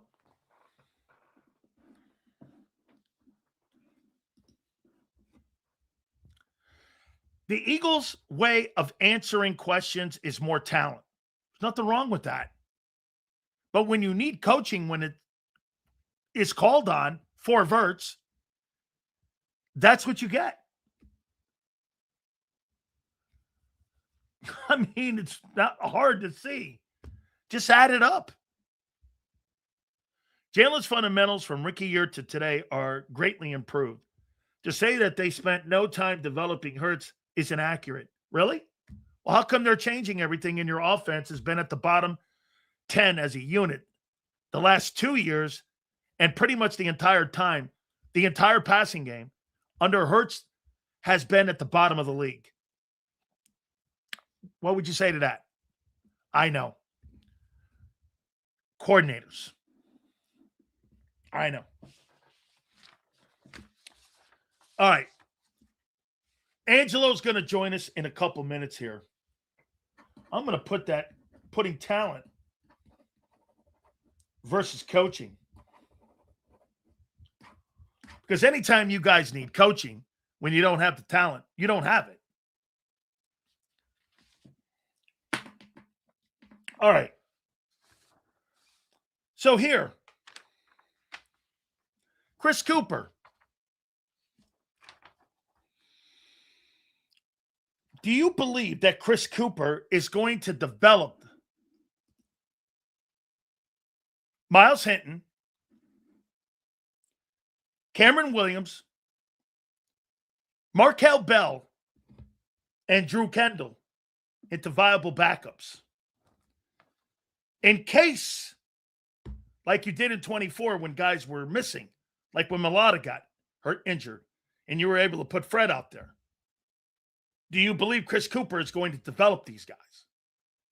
Eagles have won 3 Super Bowls with a good quarterback. Yes. So, here's the guys you drafted. Markel Bell, Drew Kendall, Miles Hinton, and Cameron Williams. Will any of those guys make an impact on your football team this year? Will they? You know, we just realized something about how the Eagles do business. Here's what they do. And before we bring Angelo on, and I'm going to ask him about the Sixers move here, by the way, and this ridiculous comment that maybe LBJ is going to come to Philadelphia. You got to remember, Josh Harris owns the team, so I'm sure Maverick Carter and them guys are going, yeah, that's the guy I want to play for. I highly doubt that that's what they're looking at. But I've realized something on what Howie does, and here's the fundamental flaw in the Eagles and what it's been.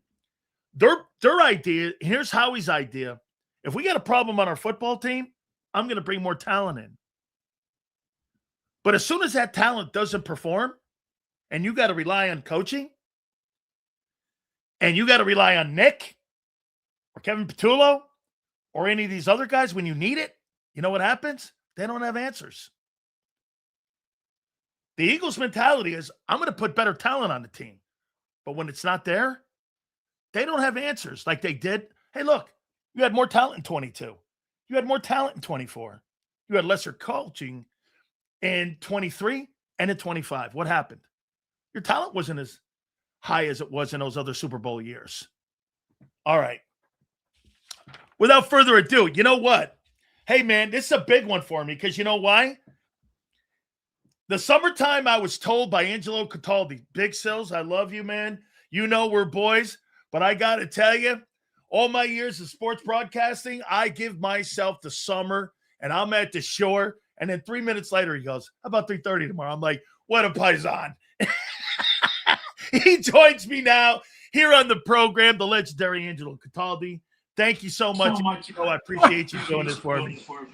I knew you didn't read the text. My original text said, I can do today, but I can't do any other days because I'm down the beach. I came in for a day. My God, you think I would change my plan for you, Big Sills? No way. I was like, what the hell? You're no doubt I read that thing wrong. Thank you so much, Angelo, for this. And, dude, I got to ask you, first off, how was your 4th of July? Great. Fantastic. Great fireworks. Lots of kids running around. It's one of the reasons I came back home for a day or two. Yeah, a little break doesn't hurt you any. You know what I'm saying? No, it does. No, it doesn't. Angelo, let's start out here before we get to Eagle stuff. You're not buying LeBron James is coming to play for Josh Harris and the Sixers, are you? They're trying. I believe they're trying. I believe it's a terrible idea. But Bob Myers, look, that's the guy I want represent the Sixers. Certainly not the owner. That guy's Josh Harris is a jackass. And the other guy I don't know enough about yet. This guy Myers has 4 rings. That's what I want. He's the one pitching LeBron. He's the one telling LeBron, you have the best chance to win another championship is with the Sixers. Now, the reason he's saying that is that Bob Myers has not been here in the day-to-day dealing with Joel Embiid. Because when you bring somebody in, yeah, you already got a chemistry nightmare, right? All of these guys trying to coexist with Embiid. Oh, let's bring in the king of the hill. Let's bring in the guy that thinks he invented basketball. That'll work out great. You better bring 5 balls with you because they're all going to want. No, that is a horrible idea. The guy hasn't won in 8 years. The guy, come on, give me a break. What are we doing here? I'm with you. I think if anything, it's Golden State, Cleveland, or he goes down to Miami with Giannis and plays down there with Bam and those guys. But other than that, I can't see Philadelphia here. Would you make it a Jalen Brown deal, though, between the Sixers and the Celtics? All right. Well, that's the thing. I am not known to give positive reactions, but come on. I mean, that was, first of all, if they had just found somebody to take Paul George's contract, I would have driven him there, even if it was the other coast. I would have driven cross country to get him the hell out of Philadelphia. The fact that they got a star, I don't care about the draft picks. Those, if you're any good, they're going to be lower picks anyway. I think it was a great deal. I thought it was a great sign that Daryl Morey has left, because he would never be smart enough to pull off that kind of a deal. So we are in better hands now. I'm sure of that. I thought the deal was great. I still think there's a problem here. And the problem is, now I got another guy who's fast and gets up and down the court. He's a great shooter. Hold on. I got a guy who's slowing everything down right in the middle. And those rare occasions when he's actually playing. Embiid's a problem. Dan, if they somehow could find a sucker to take Embiid's $200 million that are remaining on his contract, now all bets are off. Now I'm believing that these guys know how to put it together. But even with that, I mean, they're better with the Brown than they would be with Paul George. So yeah, it's a good deal. It's definitely a good deal. I wouldn't want to be the guy trying to coach all those personalities. No doubt, man. I mean, look, with the East being the way it is, I don't know if New York is building something to be something special here, but I mean, you got to put the Sixers roster and starting 5 at least in the conversation where they're going to be in contention. By the way, let's just do this for Embiid. There's no excuses now, dude. You got the best personnel potentially around you since you've been in Philly. There's no excuse? Is that what you just said? Do you know, as you said that, Big Sills, as you said that, I saw Embiid flop to the ground holding his knee. I think Embiid did not handle well that comment, the pressure you put on. No, Embiid's going to buckle. Embiid, this has nothing to do with Embiid. The best chance they have is for Embiid to get lost for the season. Do you understand? If somehow they could avoid having to pay him, that would be all the better. Embiid is never going to win a damn thing. I don't care if you got LeBron James and the ghost of Kobe Bryant, the ghost of Wilt Chamberlain, all the greatest players ever played the game. Michael Jordan, put them all together. As long as Embiid's there, they're winning nothing. All right? Nothing. And if they can't see that yet, I'm happy to give them the information. Is this a crazy comment to make then? Would it be better if Embiid missed the season? Would they be a better team if he was on the floor? Yes. Yes. First of all, you've got all the drama. Every day. Is he playing? Is he not? Now he's on the court. Oh, somebody bumped into him. He should be on those soccer teams in the World Cup, because every time somebody gets breathed on, they drop to the ground and look like they're about to die. All right. Embiid is a soccer player playing the NBA. He does that all the time. I can't stand it. Look, I'm happy that they're out there. They made a good trade to start things off. The new guys are proving they have a plan. If they're smart at all, part of that plan is finding a way to get Embiid out of here. That's the next big step. All right, let me go to some Eagle stuff here. They're 20 days out now, believe it or not, from training camp. What will be the difference between Kevin Petullo and Sean Mannion this coming year? Well, all right. Let's just say, you know how when I got married the second time, the reason my marriage worked is that my wife's first husband was not great. The bar was real low for me to clear. You know what I'm saying? Suddenly, I'm walking around and I'm getting treated like George Clooney. I'm going, wow, you know what? You just got timing is everything. Right? So, Sean Mannion, if he were lobotomized today, would still be a much better offensive coordinator than Kevin Petullo. So, it's got to be better. I've never seen anything worse. So, I got to believe it's better. How much better is the real question? And no one knows that. Mannion himself doesn't know it. Until you're in, and you know it just like you played, until you're in the rhythm of a season and guys making these instantaneous play calls that are going to determine the outcome of a game, you don't know if he's got it. We know Petullo doesn't. We can go back to the last play of last season. You know he doesn't have anything. But this new guy maybe does. He can't be worse. Dan, he cannot be worse.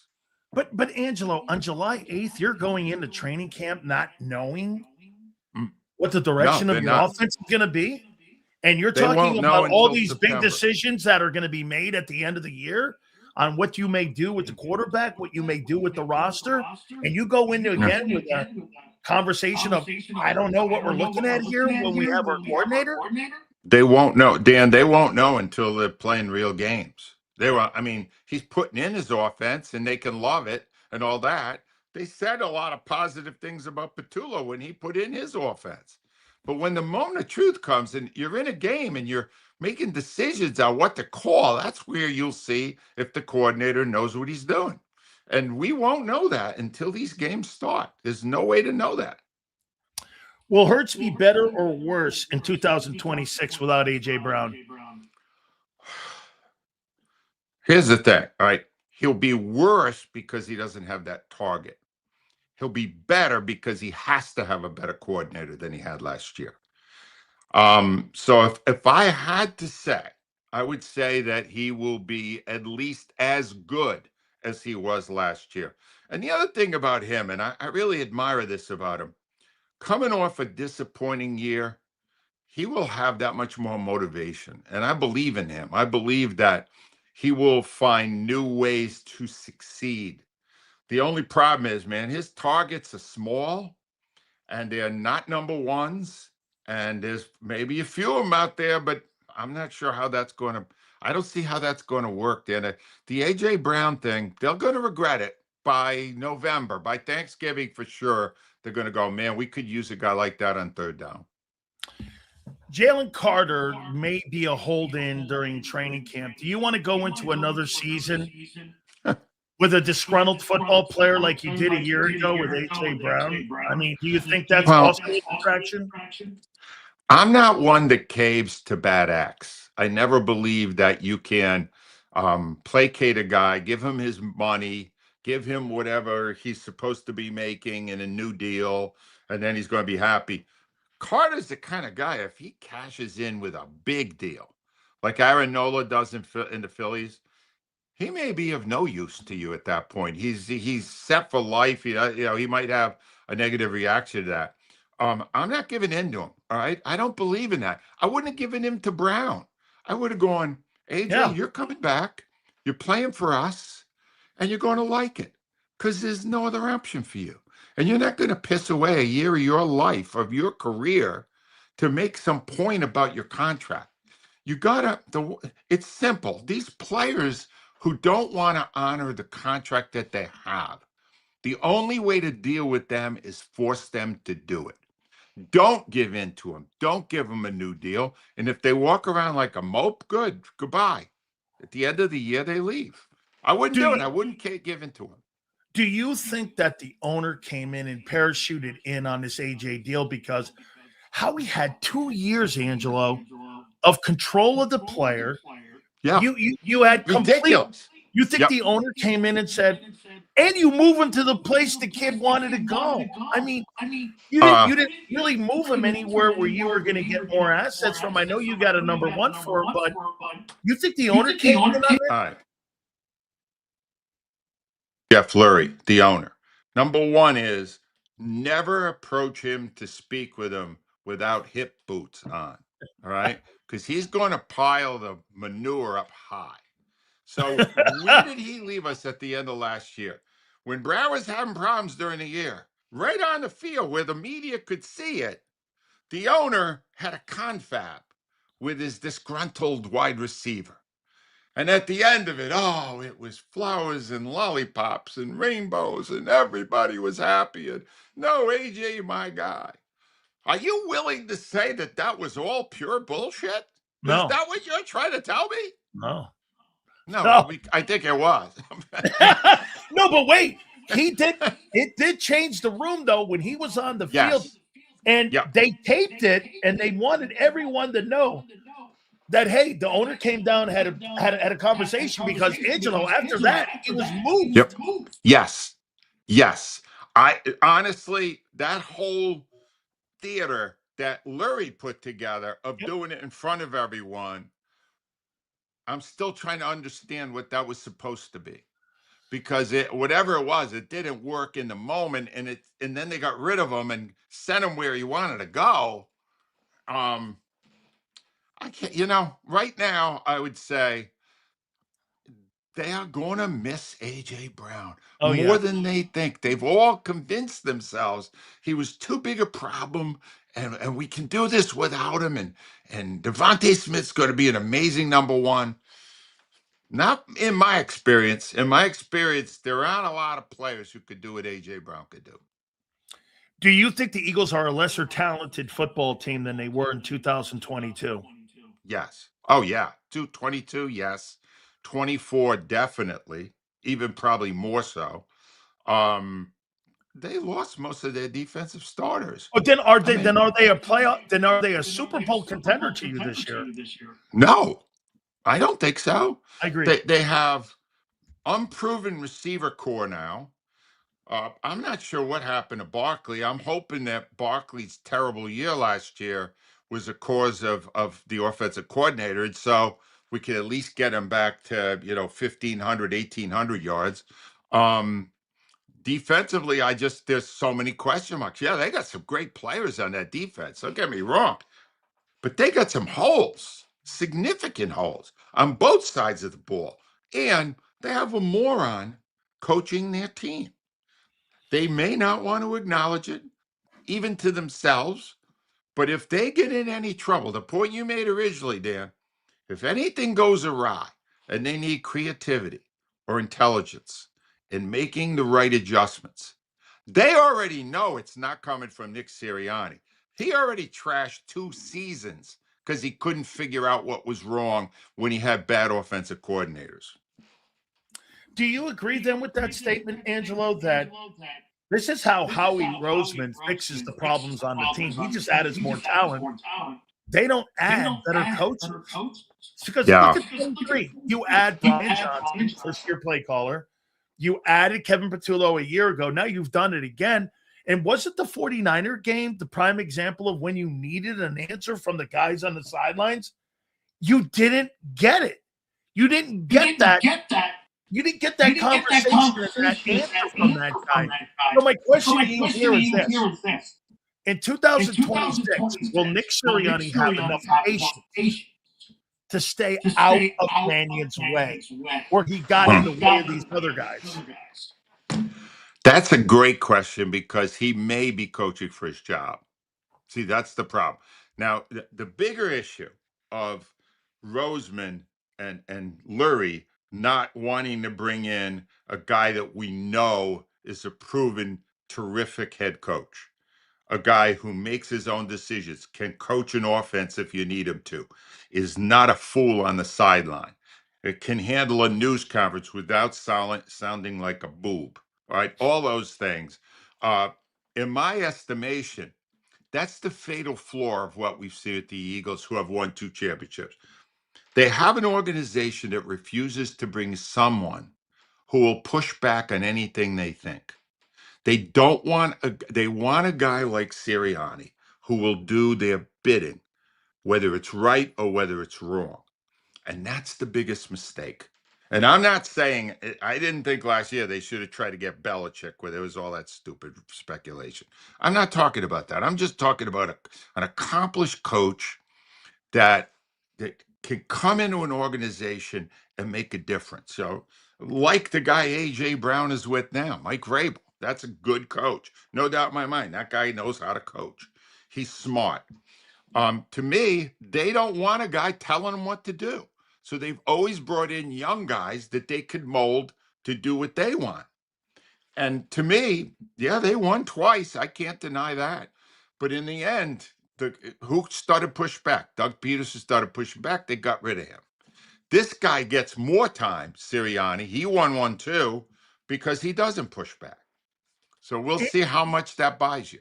Couple more here, Angelo. So do you think at the end, the reason why they can't be consistently in that conversation for a Super Bowl contending football seasons year in and year out is because of the decisions that they make on the sidelines? Yes. Yes.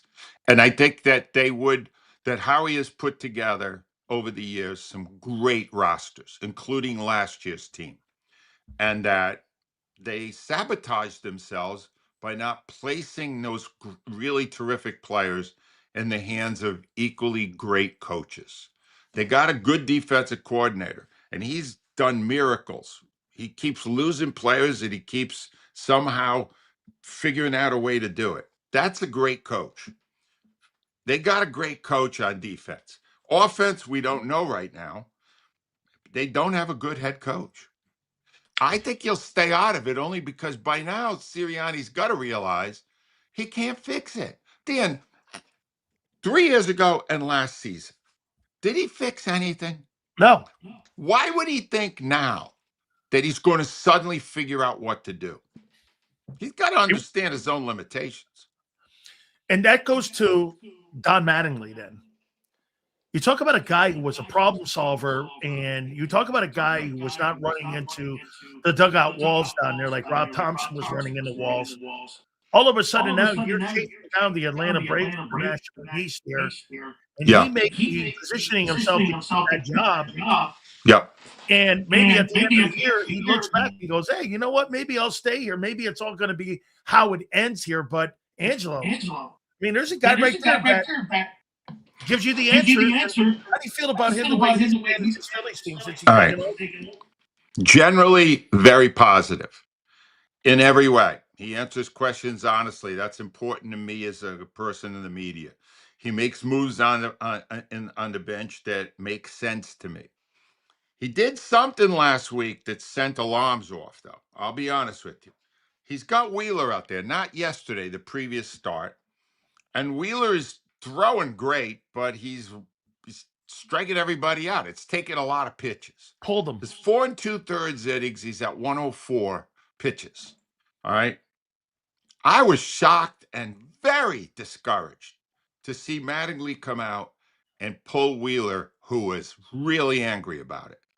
And the fact of the matter is, that said to me, this whole obsession that the Phillies have had with analytics, and it was embodied by Thompson's robotic managing.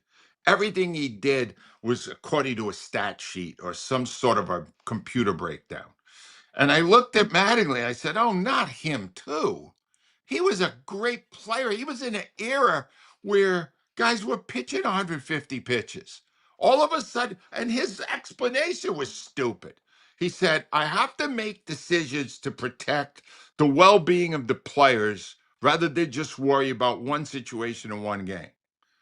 Show me the medical evidence that if you throw 110 pitches, you get rushed to the hospital, but 104 is safe. How illogical is that?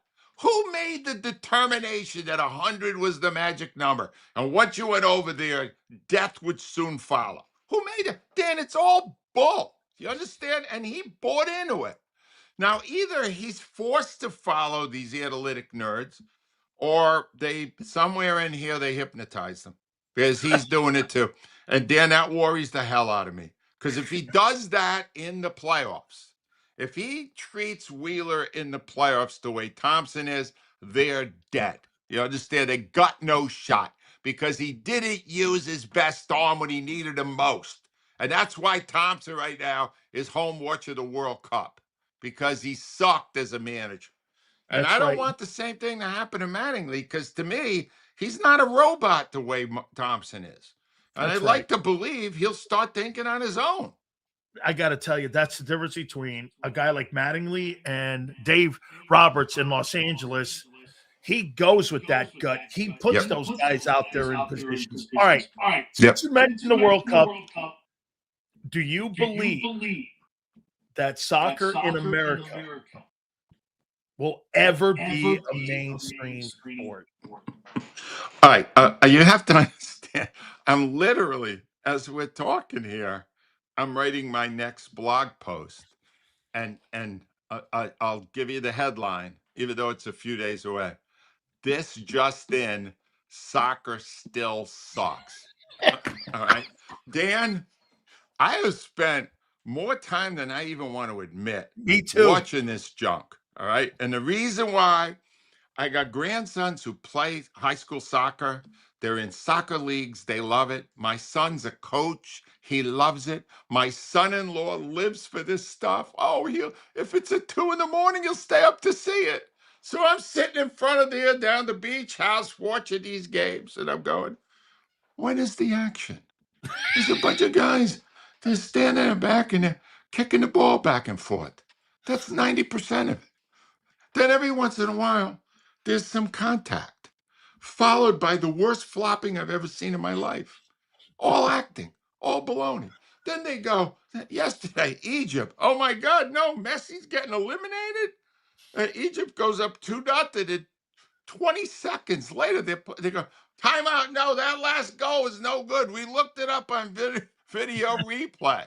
We can't have that. And then the president, Trump, gets involved, and he gets the guy who was suspended, unsuspended.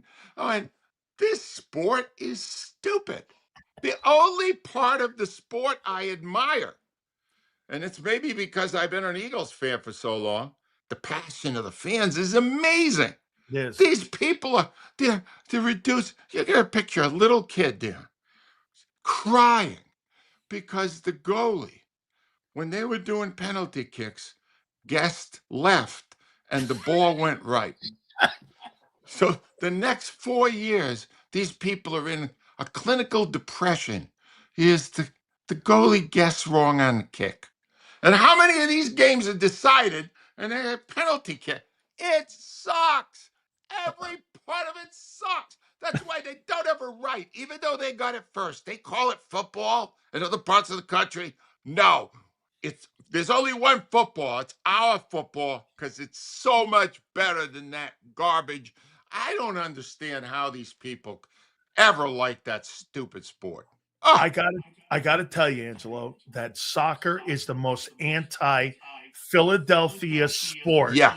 Yes. of all time. When you Yes. see guys falling down and you've got a team full of Embiids and Yes. you're watching guys falling like that, Yes. and you've got Ben Simmons guys out there on the field Oh, like that, I'm like, Angelo, I'm watching this and I'm going like, this is so unbecoming of a sport the way these guys you're right. I tried to watch it. I tried to get vested, and I'm like, dude, I can't wait to college football in the NFL because this thing no. sucks. I watched dogs chasing frisbees over this last week. I went, no, I can't watch it anymore. Put the dogs on. I want to see them catch a couple of frisbees. It's awful. It's Oh, so bad. What oh, are people watching? What is wrong with you people? oh my God. I mean, what'd you make of Trump getting involved? Look, nothing wrong with the president trying to give us an edge here, but I think it kind of inspired Belgium a little. So, something happened. Belgium came out and went, well, we're going to kill him now. And they did. All right. I don't know. Make sure you guys go to angelocataldi.com. The storyline up there is biggest stars or biggest jerks. Yeah. Serena Williams is in his bullseye. Aaron Rodgers is in his bullseye. LeFraud James, according to Howard Eskin, is in his bullseye. Tiger Woods, it is. Yeah, that's the easy one. And Shohei Ohtani, don't leave him out. Ohtani, too. He's another stunad. Please make sure you check out the great one and you check out the blog. I can't wait to next week. Angelo, I'll leave you. I know that you're out there on the shore here. Have a good one, my friend. Take care, Danny. You got it, man. That is my friend Angelo Cataldi. Yes, sir. Absolutely, man. Make sure you guys hit the like button. We appreciate it. Yeah. Dude, I tried to get vested in the soccer stuff. I did. And then when I saw them no-show 4-1 against Belgium, I was like, okay, we suck. We'll never be great. And I told you guys this. It's like rooting for NC State in college football or like rooting for Vanderbilt. I mean, they're never going to be good. We will never, ever be a power in soccer. And nor do I care. What do you guys have in Philly? The Union? Okay, whatever. You will never be good. Like ever. Okay, let's see here. Calls Nick a moron. Also doesn't close. Yeah, we had a little echo. I'm sure you're perfect right there, guy. This guy's a jackass. I hope y'all don't pay Angelo for that. The worst takes to supplement the show. Oh, yeah. No. The worst takes are you, guy. Worst takes are you, Junior. And by the way, I embrace M. Reyes' shitty takes. I've never seen a more glazed donut in my life than that dude. By the way, bottom of the hour, we will have Battle Royale. And then Big Z is going to close us up as we get to the top of the 5 o'clock hour. People can cry all they want about passing stats. Last I checked, quarterback's job is to win games, not pad stats. Well, then why are you changing? He won't answer that. Then why are you changing? Why didn't you just run it back? Add an O-lineman. Get another running back. Why are you changing? You can't answer that. And by the way, completely ignores the offseason. 1,000% you ignore the changing. Here, folks, let's go down the list on what they've changed. We fired the OC because he was trash. So we brought in a new one. He thinks that's all they did. They hired Sean McVay. Last year, you ran it back with the guy who was in the building. You completely changed with Sean Mannion, who's a passing coordinator.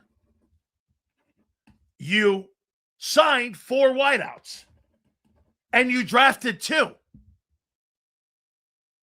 I mean, and you fired Jeff Stoutland so that you could run a different style of blocking scheme. It's basic math. It's basic math. Basic. You know, we lost. Let's see here. Last year, we ran it back, and the guy was trash. We lost the wide receiver, so dude, I'm done with you. You really you're not smart at all. Knuckle dragger. An eagle glazed donut. Knuckle dragging fan. Who just sits there and goes, Eagles, Eagles, Eagles. Dude, you don't see anything on how you do this. You'll just follow along. Let's see here. I don't get the political talk, but why is a dude posting support for Iran when they are literally run by deranged extreme? I don't care about that. Let's see here. Let's go here. Yeah, listen, the politics, I don't mind my president calling. Okay? I don't mind my president calling and going, hey, I need you to take a look at this for me. Are we good? Yeah. All right. Oh, I know. There's a lot of moaning. Oh, wait. We got more topics here, too. We're going to get to those. Guys, do me a favor. Please hit the like button. All right. So, will Hollywood Brown return to being a relevant wide receiver in Philadelphia? The last time he was relevant was 2021, where he had 91 catches for 1,000 yards. Since then, he's been irrelevant. Will he return to being a relevant wideout? Hollywood Brown has not been a relevant wide receiver in 5 years. Will he become a relevant wideout? Let's see here. Hollywood Brown.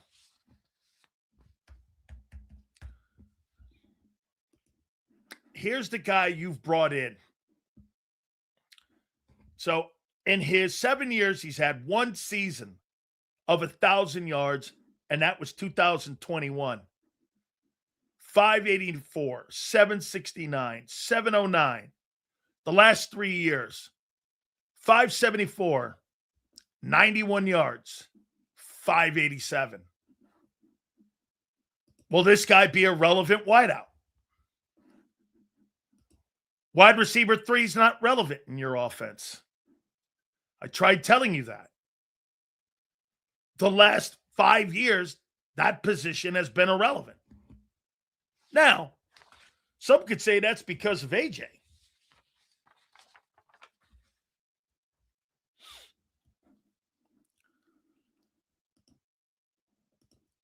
Hollywood won't get the ball. I agree.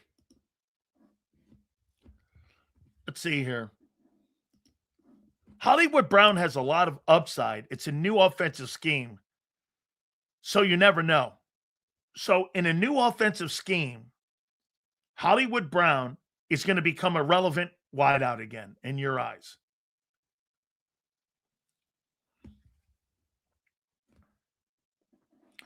Let's see. Jalen doesn't process the field and panic, so he never finds wideout 3. Correct. He bails. Still, if he couldn't do it with Mahomes, now they're saying he's going to do it with Jalen and I'm a Jalenite. That's correct. This guy couldn't get it done with Mahomes.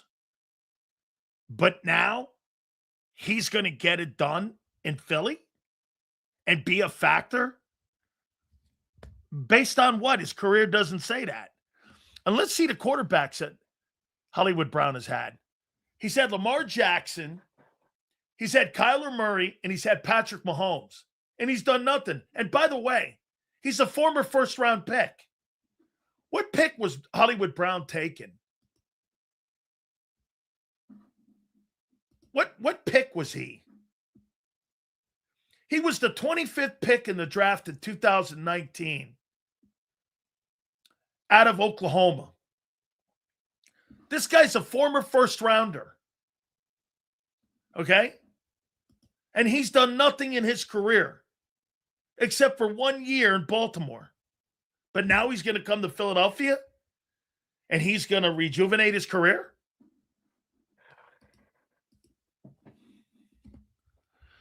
Seals, how do people think Jalen is going to turn a new leaf and spread the ball? He's not.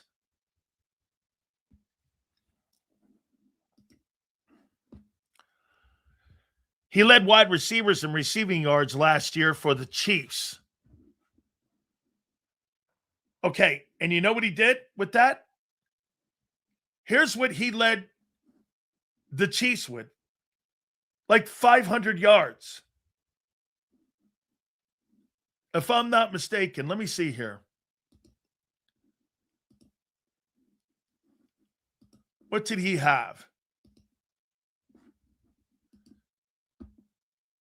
587. That's what he led with. 587 yards with Patrick Mahomes. And Mahomes still threw in 14 games, 3,500 yards. He plays for those other two. He gets $4,000 and probably 30 touchdowns. I mean,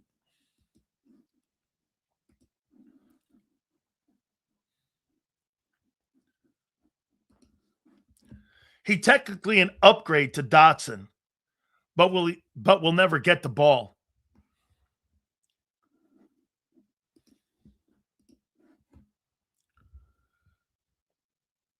You don't need a career year out of Hollywood, just competent, something like what Aguilar gave us in 17.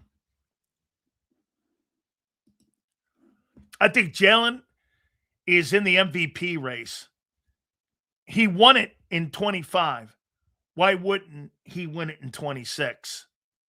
Wow. That's quite a thought, kid. Jalen Hurts won the MVP race in 26. All right. Chills, how do people think? Yes, we got that. Excuse me. Let's see here. I'm trying to not go to. Here, watch this. You said top 10 edges don't make the Super Bowl. How do the same list for wide receivers? I never said paying a wideout gigantic money was worthy of it either. Where did you hear me say that? It's about the quarterback, not about the receivers. That's why Mahomes and Brady are different. They don't need ones to win Super Bowls. I have never said you need a number one wideout at $35 million. And thank you. Okay. Dude gave Howie credit for playing Moneyball at edge. Now blast him for doing the same with wideouts? No. You, in the last 5 years, you paid over the last 4 years, one wide receiver at 32 and the other one at 25. He didn't play Moneyball. You're lying. How did he play Moneyball in the last 4 years with 32 and 25? That's Moneyball? That's a lie. Once again, a guy with eagle-colored glasses. I mean, Moneyball?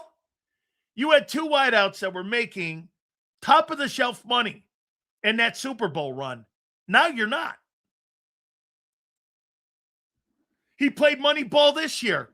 Well, we'll see what happens. You didn't play Moneyball when you were 50-18 the last 4 years. You lied, dude.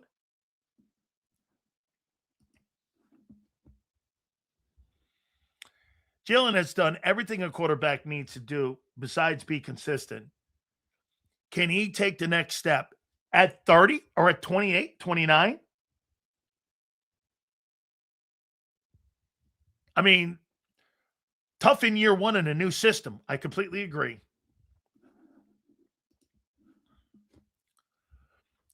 Playing devil's advocate. Great. Love that.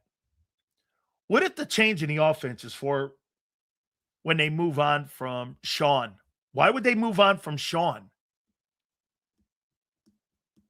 Why would they? Get this. Hold on. I never said he played Moneyball before.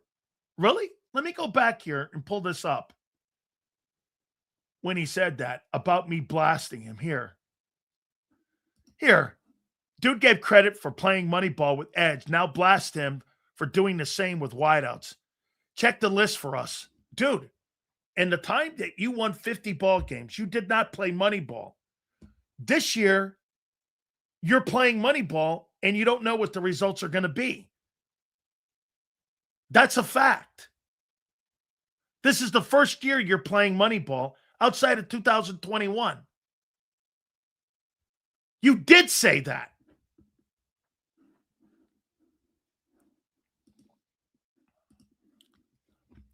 Let's see here. Whether it's a huge success or a complete failure, they would blame the OCs, as they always do. That's right. Reactionary moves is what I'm banking on. See here, as I said with Angelo, here is what you have this year as you're going into the season. In years past, when Howie has been able to bring in really great talent, that covers some of the bad coaching. Howie covers the bad coaching with great players. When you don't have as good a roster, the coaching gets exposed. Nick in San Francisco, Nick in Tampa. Those years where you didn't have the players on the field, AJ was hurt. There was a meltdown at 23. And last year, when you needed answers in the Niner game, you didn't have any. You didn't have any answers. None. Okay? None. Right? Stoutland out, Cooper in. Mannion scheme better be lights out. I happen to agree.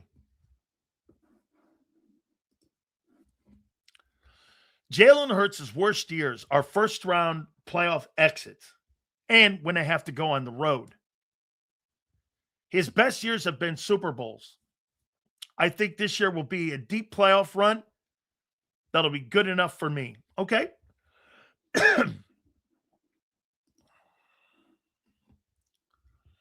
Notorious, yeah, my frustration with him is off the charts.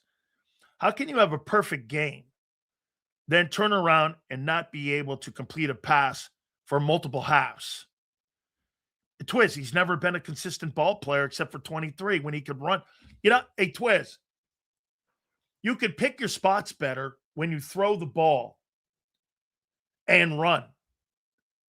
When you're just throwing, you're more open to like mistakes, not reading defenses correctly.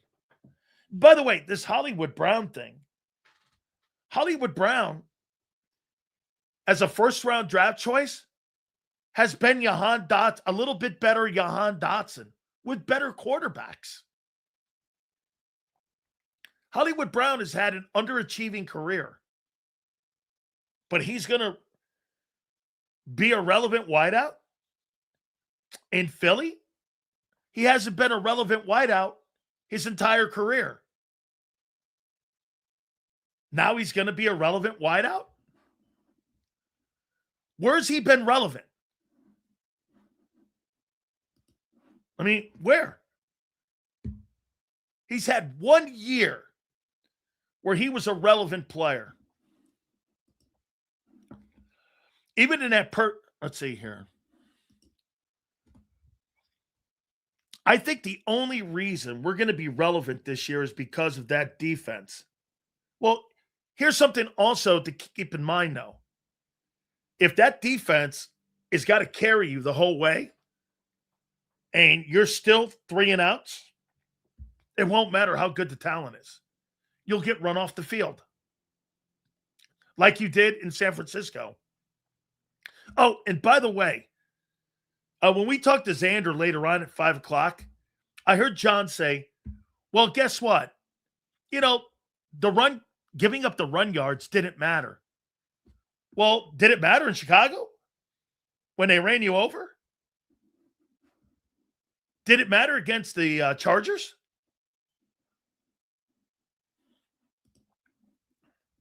You don't think that mattered?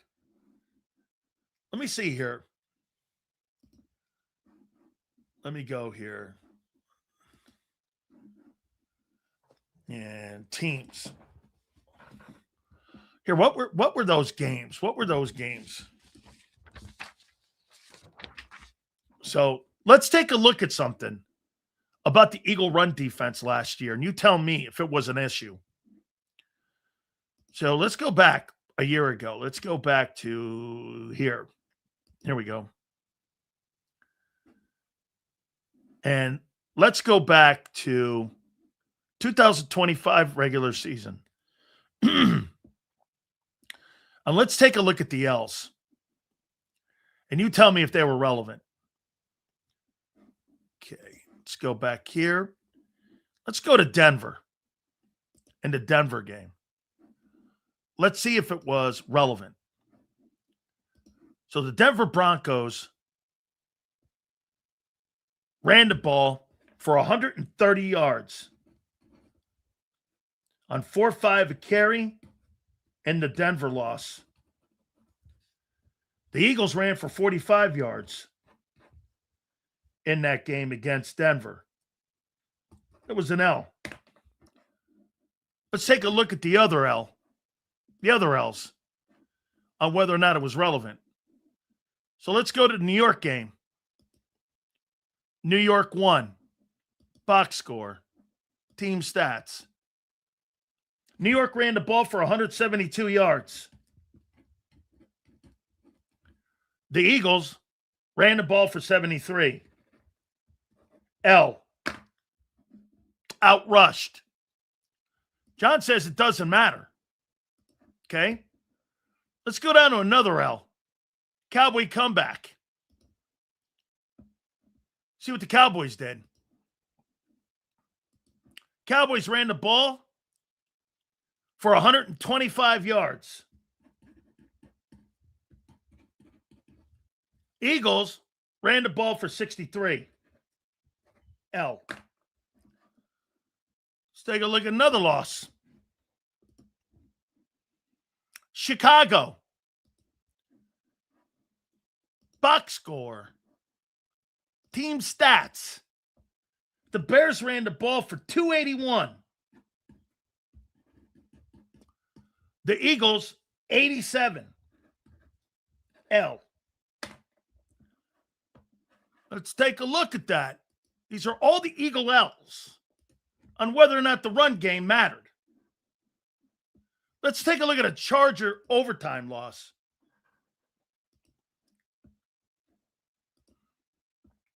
Chargers ran the ball for 169. You ran the ball for 134. L. Let's take a look at another loss here.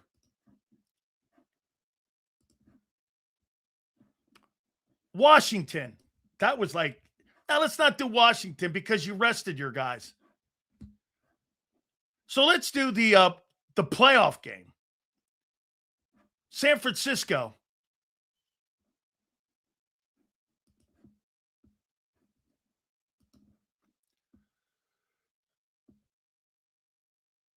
San Francisco, it's here, 163, excuse me, wait, I'm wrong, 140 and 75 for San Francisco.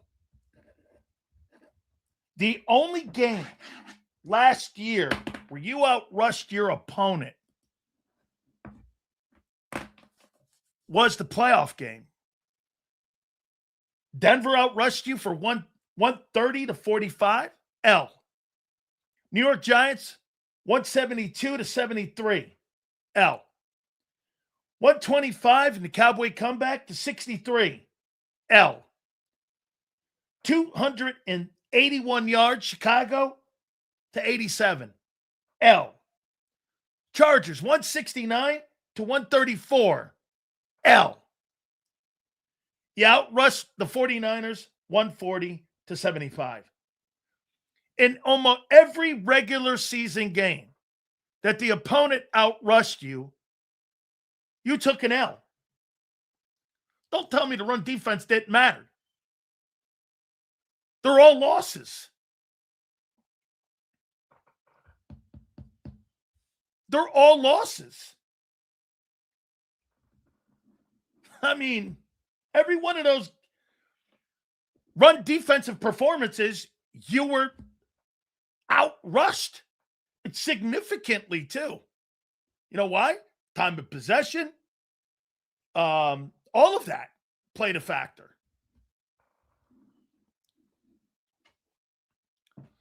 So, I mean, when you tell me the run game doesn't matter, they sure mattered in all your else. What did they do even in that Washington game when they sat everybody? Not that counts, because the Eagles sat everybody. What did they do in that game? Let's see, team stats. What did Washington do? Washington outrushed you in that game. But again, every single L you had, except for the Niner game, you were outrushed significantly. So you're trying to tell me you don't think run defense matters when every L you had, they ran the ball down your throat? Okay. I mean, 130 to 45, Denver. 172 to 73, Giants. 125 to 63, Cowboys. 281 to 87, Chicago.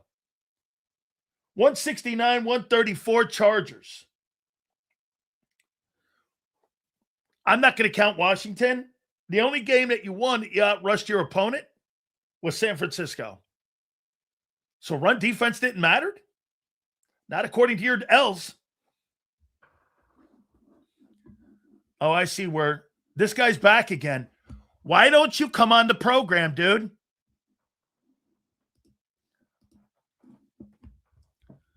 Seriously, I've been saying this for almost 2 years. Kim, it doesn't make sense when people are saying rush defense doesn't matter when every single one of your freaking L's last year, they ran the ball down your throat. Here, look at this on what they did per carry, too. On what Denver did per carry. Let's go back to look what Denver did. And what is mind-numbing is you gave that guy $25 million. So you had 4-5 a carry in that Denver game. Let's go to the Giant game on what you were giving up yards per carry. New York.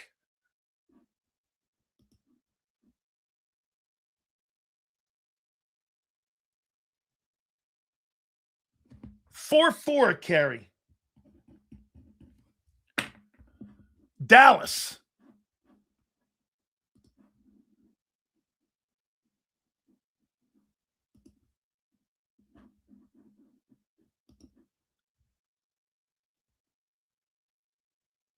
Dallas, 4-5. Chicago's going to be terrible.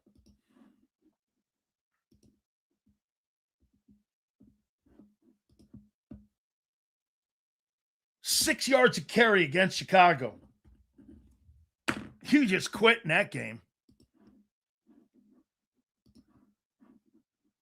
Chargers. 5-4 carry. Get this.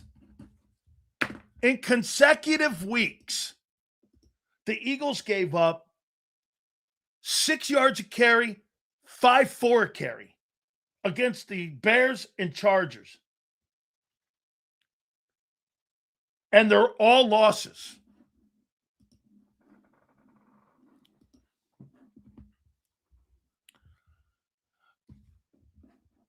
They ranked 22nd in run defense. Seals, after the first 6 games last year, we knew what the Eagles were. We did at the end of last year, but it was obvious they weren't making the bowl. The Chicago Bears dominated the Eagles on the ground, racking up 281 yards rushing and 6 yards a carry. And right, wasn't one of their running backs injured? Twiz, my point is when people are saying that the run defense didn't matter, that doesn't bear out in your one-loss column a year ago. 2024 Super Bowl champs, rest of the league L. What up, Sills? What up, chat? How you doing, Marsh? My point is, again, every single one of your regular season losses, you were outrushed. Even the Cowboys, in that game, they came back. They put 125 up on you and held you to 63 yards rushing. And your run defense this last year was what? What was the run defense for the Eagles last year? So when you say it doesn't matter, if a team can run the ball, they can beat you. Is that the kryptonite to Vic Fangio's defense? Sure seems to me if you can run the ball, you can beat Philly. They did last year. As much as you were talking to me about your defense, every single one of your L's you got crushed at the line of scrimmage. So let me see what. By the way, these are facts. So total defense a year ago, rushing defense. Yeah, Philly was 22. Cowboys were 23 in run defense. And that was, again, a lot, half the season when they got to the trading deadline is before they got the kid from the Jets. Once again, the Cowboys got better once they added the kid from the Jets.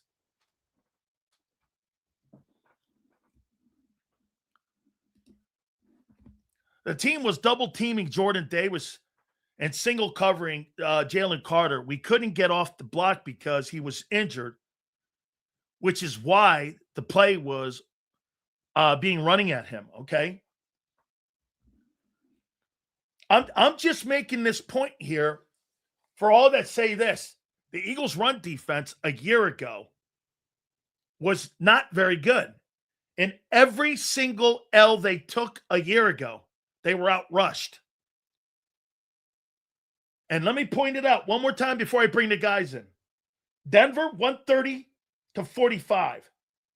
New York, 172-73. Dallas, 125-63. L. Bears had 6 yards of carry, 281-87. The Chargers the following year with both tackles out, 169-134, 5.4 a carry. Washington, I'm not going to count because Philly sat their starters. But in the playoff game, that's the only game that they outrushed their opponent. But that was bad coaching. And the defense had been worn out because they were getting run over at the point of attack. So when you say your defense, again, a year ago, played well, if you could run the ball on Philly, you can beat them. You know why? They did. Every L they took, they were outrushed. I mean, and now Are you better with Campbell in there than with Dean? That's going to – hey, look, listen, I don't know that on July 8th. I don't. I could not wait to get these guys in. By the way, you know who the warm-up act is for these guys now? Angelo Cataldi. Angelo was on earlier, and it's one of my favorite segments. By the way, tomorrow's Farzetta. He'll be on. Without further ado, boy, the Dallas Cowboys, they got a big bullseye on their ass this year. And the man who sits back in a comfort zone right now, because it's not September, he is my friend. He is Mark Holmes, the #1 creator of the Dallas Cowboys and one of the greatest lid wearers of all time. He is my friend, Philly 500. He joins us now. How you doing, boys? What is going on, man? What's How are up, you, man? How are we doing today? Look at this. How you guys? How was your 4th of July, fellas? It was good. Yeah, very good. Very, very relaxing and unproductive. So it was good. 20 days until training camp. Unbelievable. Can't wait. We need to get there because this slow time is killing me. I'm telling not you. gonna lie. 20 days. Okay. If I have to watch another Mark Holmes, Dak Prescott's the MVP, I'm gonna I have not kill done myself. a single one about Dak Prescott being MVP. Now, wait a minute. About being clutch numbers, I'll give you that. Phil, Hold on here. Under If pressure, Dak Prescott wins 12 games, and remember, the MVP award is a regular season award. It's not a playoff award. they'll screw him over again. Hang on. If he wins 12 games, wins the East, throws for 4,600 yards, They'll still give it to somebody else. I don't know. They gave it to Lamar Jackson a couple years ago. Give it to when he him won because 12 then he'll games. go right into the playoffs and he'll lose right in the first round, and then Okay. we'll all laugh at him. All right, but before we get into it, let me say congratulations to Zander. Welcome back, because he's married now. He's said a man. He's married now. He left the boy, returned to man. That's right. Left no, the boy, returned to he man. he left with a ring through his nose. Came Hey, back. I'll say now he's a real man. Oh, Okay, boy. because when you get Getting married, the foot in Hoss, his it's a whole ass. different world now. You ain't lying on that one. Absolutely. All right, I'm going to start with Philly. Philly, not named Jalen Hurts. Who will be the best player on your football team in 2026? Not named Jalen Hurts. That's a good one. That's a really, really good one. Any position? Yeah. I'm gonna go Quinyon Mitchell, cornerback. Quinyon Mitchell, quarterback. What do you make of the fact that he doesn't have an interception in the regular season in 32 games? Yeah, he's dropped a lot of balls. I think that's the knock on him right now is he drops a lot of balls. But I was pleasantly surprised in that playoff game versus the Niners where he had 2 interceptions. So hopefully things will turn around. He does have 3 or 4 picks in playoff situations. So, big time players come up big time moments. Listen, I think his skill set's off the charts. He picks that number up a little bit. He'll be up there with Stingley and with Surtain. Yeah. I'm going to ask you the same question here, Mark. Not named Dak Prescott.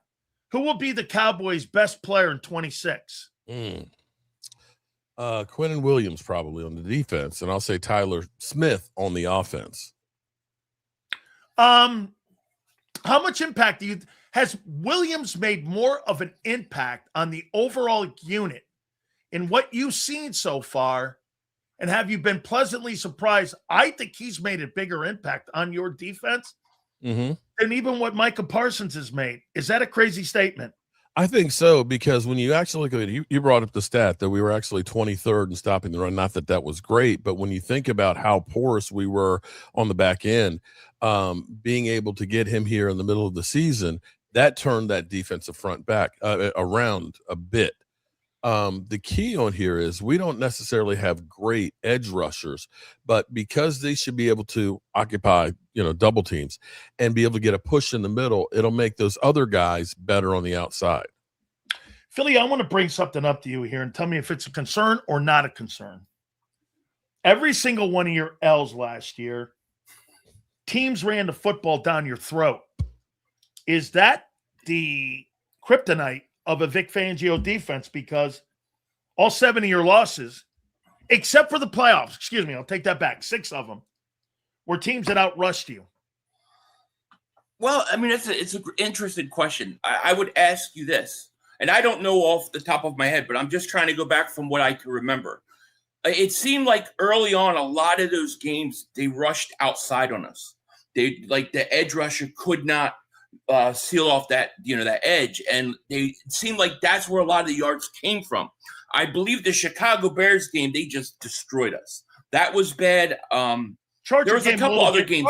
Charger game a little bit too. Yeah, they just beat us, but I don't remember getting beat up the middle a lot. I do remember the edge, and then once we got a great take. And then once we got what's his face, Jalen Phillips, it seemed like that really resolved itself a lot.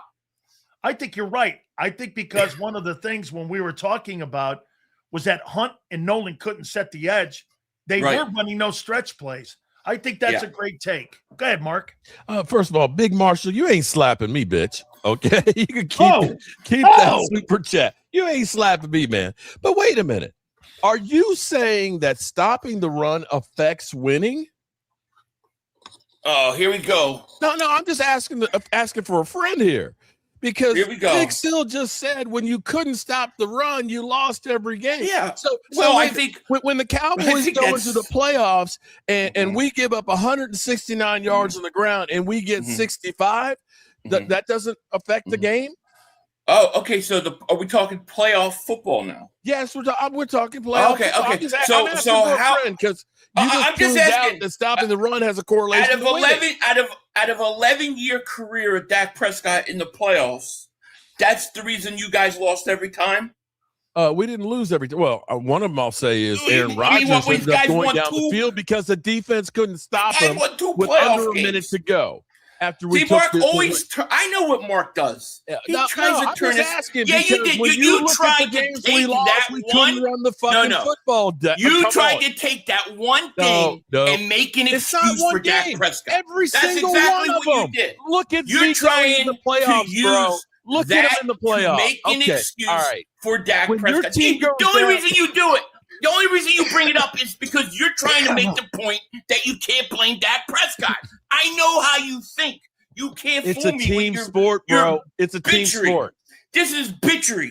That's what it is. Bitchery. All right. I can't wait to train Philly. This guy did a video, and I sent it to you, so saying Dak Prescott's in MVP contention. The season hasn't even started yet. How can he not be? Started.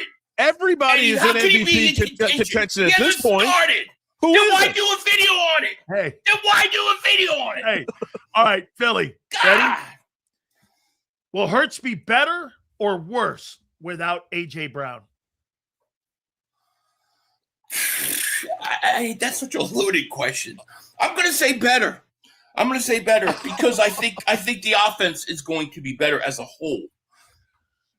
See, what you got to understand is you lose talent with A.J. Brown not being there, no question. But the offense was so bad, and the coaching on that offense was so bad. If you get reasonable coaching, the offense will be better just on that level. But get this, and you're right, and I'll give you this on it. Mark, wasn't the year they got rid of Stephon Diggs? The next year, Allen was the MVP. True. When they got rid of Tyreek Hill in Kansas City, they went to 3 straight Super Bowls, winning 2 of them. Yeah, are we saying Jalen Hurts and Pat Mahomes are the same guy? I'm saying are we? This is the expectations now for Hurts. If Hurts doesn't elevate and he goes, well, I'll give you one. Hey, Philly, what was the name of that wide receiver that Dak had that when they lost him to Cleveland, Amari Cooper. What's that? Amari Cooper. Okay, when you lost to Amari Cooper, did Dak not take a subtle step backwards in the passing game when you didn't have a true number one going that year? Well, we had a true number one, CeeDee Lamb, but everybody else on the game day starting roster, nobody had actually caught a touchdown pass in the NFL, wide receiver wise. And then we had Michael Gallup come back week 4, whose knee was never right. You went from now. I will say you have credible receivers and guys that have experience on the Eagles. That's not apples to oranges there. Okay, fair enough. Mark's favorite 2 words: everybody else. Everybody else. Hey, Mark, I love you, Philly. I will ask the question on you. I love you too. Why? why do you have to come out and defend Dak so much? Why does he need the defense? Why? Because I'm always getting bitch slapped. I didn't say anything about Dak, and he's sitting there talking about I'm doing videos of Dak as an MVP that I haven't done. I have not done any. He came out here with questions and bitch slapping me with it. And Marshall, next time you got to put and. It's not a time and place. Time and place, not time, a place. Come on, dude. At least get the shit right if you're gonna come after me, bro. Hey, Philly, this is off the charts to hear today already. Will Hollywood Brown will he become relevant again in his career? He hasn't been relevant since 21. He's a former first-round pick. Will he be relevant in Philadelphia and rejuvenate his career in Philadelphia this year with this new high-powered offense? He'll be as relevant as Dak Prescott is in the second round of the playoffs. Not at all. Damn. Not at all. I don't think so. Damn. No, I don't. I think I'm not expecting much from him. I'm going to be honest. I expect more out of Wicks. And Lemon, right? And Lemon, yeah. Will the Cowboy defense be an asset or liability in 26? They got nowhere to go but up. They definitely have better talent than they did last year. And the fact that they actually have everybody already in. See, here's a good thing is the Cowboys are ahead of the curve where they typically are at this time of year. Usually we're still signing players. We're still dealing with contract issues and things. We got everybody who went through mini camp and has already had the first installs. They're going to be ready for the second installs. They're going to be having more padded practices and hopefully fine tuning what they're going to do for the season so they should hit the ground running. So I think they will be an asset. Still have concerns about who's going to be the blue dot and how good the edge rushing is going to be, but I don't think that they're finished bringing in everybody that they want to bring in. Let's play a game with Mark Holmes here. Oh, shit. Mark, if Dak Prescott was the starting quarterback at the Jimmy Johnson Dallas Cowboys, would they win 3 Super Bowls? I think they would because, see, Jimmy would not have had a defense that was the worst in football. See, people don't remember or don't that Roger Staubach had the Doomsday defense. People don't remember that the Cowboys had the Doomsday 2 defense with Troy Aikman. We've never had anything like that. Sorry. Okay, Jimmy I'm going to ask Johnson this would question. have a better defense. He wouldn't accept that. Question to Philly. Would Donovan McNabb have won the Super Bowl with the Jalen Hurts offensive teams in 22 and 24? No. I do not believe he would have. I agree with you. And I don't believe Dak would have won with Dallas. I have no reason to believe that whatsoever. No, because both those guys to me are very similar, actually. Yeah, but I see. You would agree that almost coaching. You would agree though, the coaching in Dallas would if Jimmy's not going to put the ball in Dak's hands as much as Jerry is. No, he wouldn't. But I don't know that. You know, even if you're in the playoffs and you have to make 5 important throws in the course of a playoff game, can he do it? And that's the question that we don't know. We haven't seen it from him yet. So I don't know that in the big game he would come up. So I would say no, and I would say no with McNabb also. I'm going to ask you about Barkley here. So I put these numbers down. You know, Dallas came out with this, or not Dallas, the NFL came out with this Jeremy Fowler list, and I think it's absurd to think that Barkley is number 3. He's not. I would never take him over Jahmyr Gibbs. Guy had 80 catches for like 700 yards and 1,200. Bijan Robinson had like 1,400 yards and 900 yards. Christian McCaffrey was off the charts. Even Cook up in Buffalo. And Derrick Henry had 1,600 yards. Do you believe that Saquon Barkley is going to return? I do.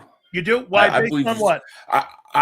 Based on the fact that, one, I like that he looks lighter than he did a year ago. Okay. He's had an all season to train, and I think that helped. And assuming, and I have to assume, I'm going to look at the glass half full, that the offensive line is going to be much better than a year ago. If that offensive line returns to any semblance of what it was 2 years ago, I think Saquon Barkley is going to return. And I actually think that ranking is not bad. I don't mind him there. I don't mind that ranking. Oh, wait a minute. Understand, if you are really going to a West Coast offense, West Coast offenses typically have the running back catching the ball more. Yeah, than and the I think football. I think And his they're run like numbers. 800 to about 1,100 yards. I'm not saying he's getting 2,000 yards, but I'm saying, do I think he's going to return to a franchise level running back form? Yeah, I do, and I think he may have more total yards because he does catch more out of the backfield. But I also think that thinking they're going to a straight West Coast all the time, it's going to be that extreme. I don't think so. I still think that they're going to run the ball more than typical teams do. Mark, I want you to hear this. And Billy, I want you to tell me if you think my take is off base or do you think there's something here? So first, before I ask you, Cam Jurgens, you think Cam Jurgens is a good player? Me? Yeah. He's okay. Okay. Because here's my point. I mean, last year he was not good. You see how smart he is? I this thought he guy's was. smart. He knows I'm trying to go someplace. This guy's smart here. He gets it. All right. So in 2023, Mark, when he got the job as the fill-in right guard, which he did pretty well. Really well. You had a healthy Jason Kelsey, Hall of Fame center, and you had an extremely healthy Lane Johnson. So you basically had two Hall of Fame guys in between on each side of you, correct? That's 2023. Yeah. And then in 2024, when they moved him to the center position, you had a healthy Pro Bowl, first team All-Pro, Landon Dickerson. Yeah. And on the other side, you had a dominant guy in Mekhi Becton who was playing exceptional ball. Well, when the environment changed, and went a year ago where you had a lesser Tyler Steen and you had a injured Landon Dickerson. Don't you think the environment changed for Cam? Because Cam it did, yeah. And that was part of the problem. But the other problem was he got hurt in that Super Bowl, the NFC Championship game. He was hurt also. So he played hurt all year as well. He wasn't healthy. So you take that and then you add the Steens on the right side of him and Dickerson's hurt himself, then you get the problems that you've had. But 2 years ago, when they went to the Super Bowl, he was the starting center of an offensive line that was dominant. Mark, I will dust you.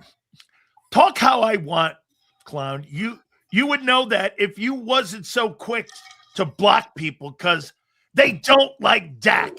Now, like I said, name a place. There you go. Tell him, Marshall. Look at. There is no name a place. This is time a place. Get it right now, okay? Time a place, okay? Come on, man. Right. So here, I got more questions for y'all. Appreciate you guys very much. Thank you, Mark. Yeah, Mark. Right. See, hey, Sills, you see what I do for you, dude. Oh, right? no. You see what I do for you. I got you. Hey, Mark's blocked half your chat, apparently. Wait a second. He hates you so much that traditionally, he's not here during your hit. So I got to give Marshall, because he says, I got to go, Sills. I'll be back in 30 minutes because I can't stand this. So I just want to keep it fair. I tell you what, I appreciate you spending the time and the money here supporting the channel for Big Sills. Thank you very much. If that's what it takes for Big Sills to get paid, is you hating me, I'll do it anytime for you, Sills. Thank you, brother. Marshall's the man. He is. Shout out to you, Marshall, man, for spending that money. What will be the difference between Kevin Patullo and Sean Mannion in 2026? Night and day. You're going to have a coordinator who actually can make game time adjustments during a game. That's going to be the big difference. In-game adjustments. I think if you look at it, Patullo does not make adjustments. How many times did we watch the Eagles come out, opening 2 drives, they put points on the board, they look okay, defense adjusts, and then they don't do anything till the fourth quarter? That was every week last year. I don't think Patullo is good in-game adjustments. I think hopefully this guy will be better. Mark, I want you to comment on this one too here. And Philly, tell me again if you think I'm off on this. One of the things that I think the Eagles' biggest mistake is that they make during this great building of rosters by Howie. Howie looks at helping your football team by adding better players, right? Mm-hmm. but not better coaches. Because when you needed answers in 2023, you didn't have them. On the sidelines against San Francisco, when coaching was a priority, you didn't have it. Philly, do you agree with that? I do. Yeah. Yeah. But see, this is where I have a little bit of a conspiracy theory, because I believe this is Nick Sirianni. See, I believe Nick didn't like when they took the offense from him. And I believe what he's done is he's tried to put people in place that he could basically run the offense and run through them, right? And they're the front man. Patullo was a front man. Johnson was a front man. And then when he's done that, we've run into problems. When we've gone outside and bring in Kellen Moore, people where he can't do that as much, we look better. So that's my little conspiracy theory with it. But it's definitely 100% true. Will Jalen Hurts be an MVP candidate in 2026? You're asking Mark, right? I'm asking you. I know. Yeah, of course. I'm not going to say no. Say yes. Will Dak Prescott be an MVP candidate in 26? He's leading contender according to Mark. Videos. You're putting words in my mouth, man. You literally did. I have not said. Yo, Pull it up. Find it. What's the name? What was the title name? Dak Prescott in leading contention or MVP contention? See, that's where you're lying. What did it say? What did it? You're what lying. was the exact? No, I'm not lying. What was the exact? If I put anything out there, it's because somebody else. You don't remember what you put? No, Let me find it. Mark, bro, you know how many videos I do a day? I know. I'll be looking for a long time, bro. Mark, who's the best quarterback in the Fortunately, NFC? I took a picture. In the NFC East? Yes. Dak. He didn't say that with confidence. It's not Dart. He did not say that with confidence. Is 50-50. He was good one year, and the last year was injured most of the time. And Jalen Hurts, he did not say that with confidence. I did not say confidence. Okay, ask for 500. Jalen Hurts. Jalen Hurts is the best quarterback. What is it? What's it say? We can't read it. Read it for us.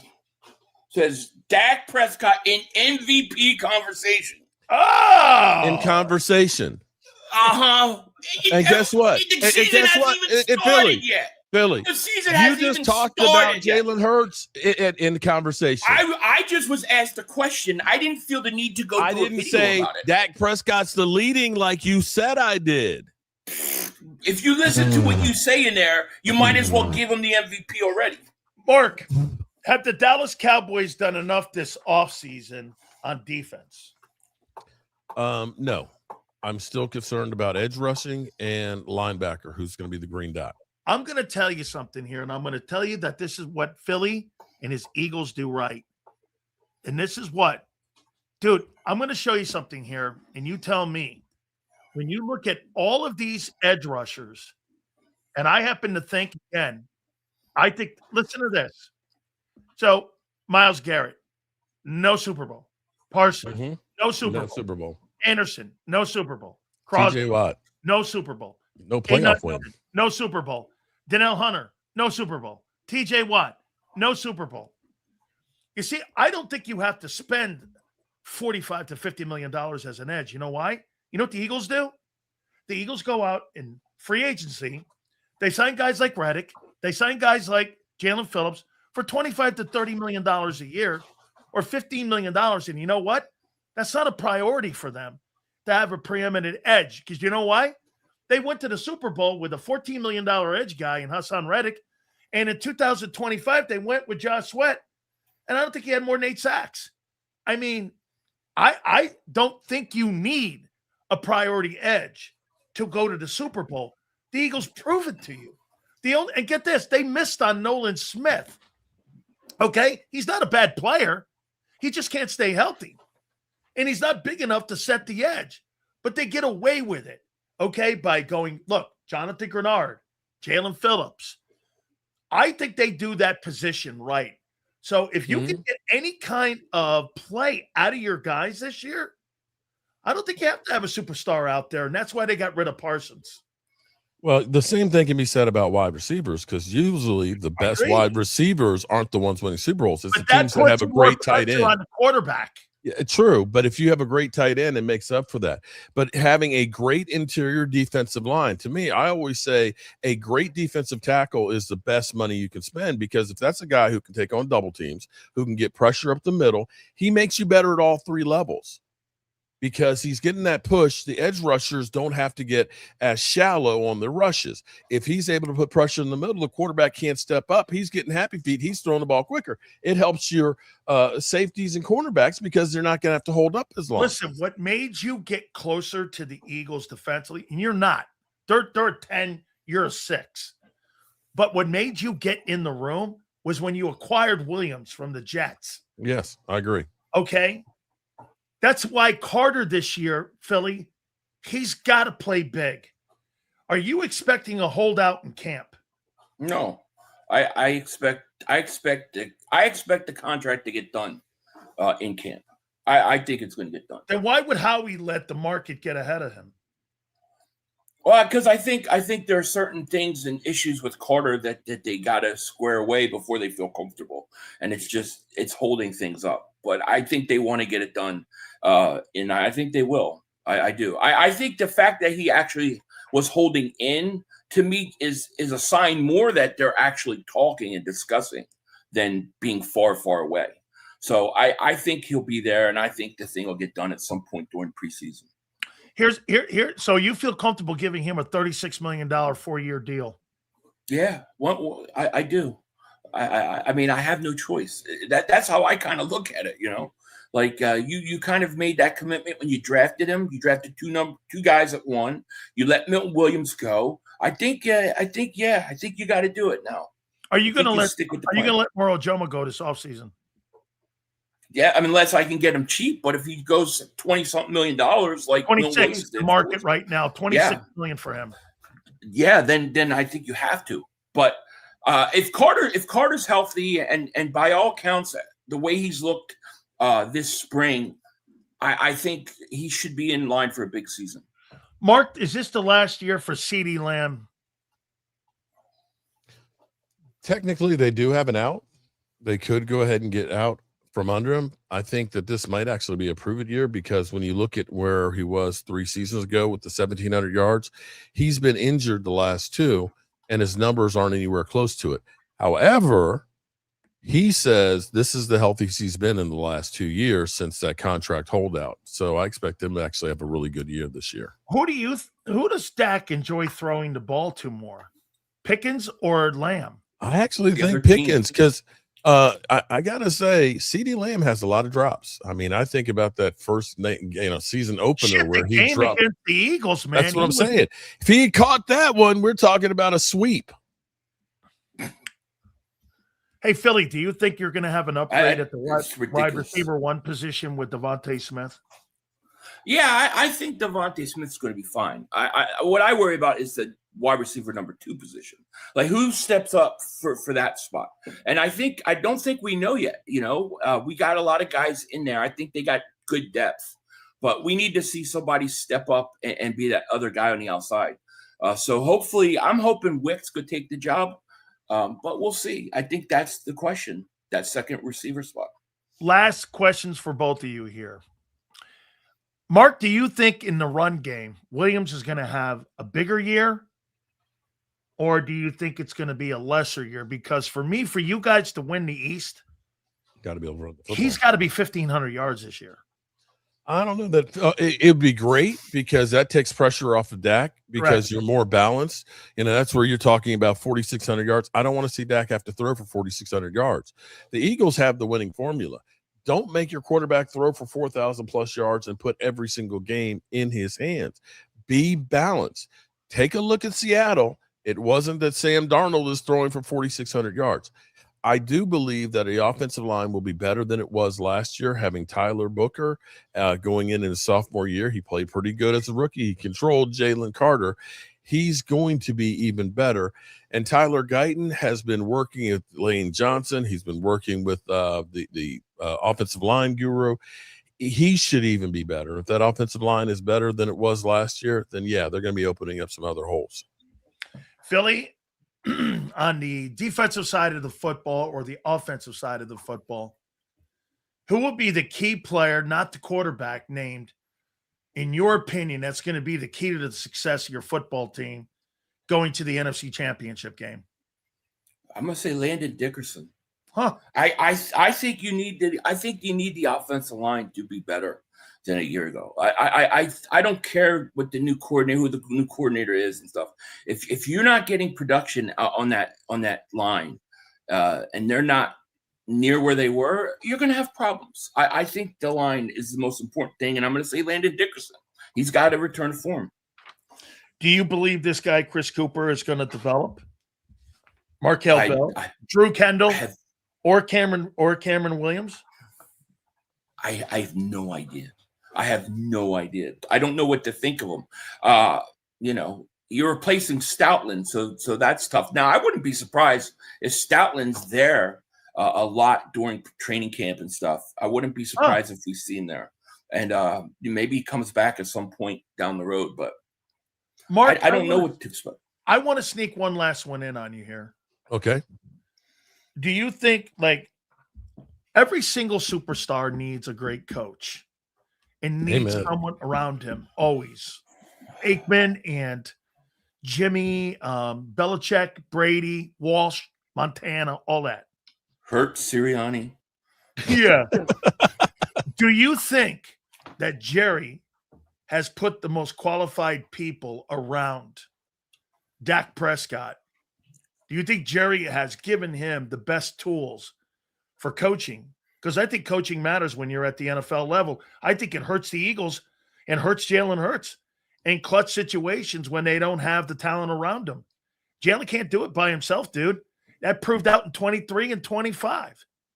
Well, here's what I can say. Now, the defense, we don't have any track record yet with what they're going to do this year. But if you look at Brian Schottenheimer, who was overlooked for years and years and years, he ended up taking Mark Sanchez to the AFC Championship game twice.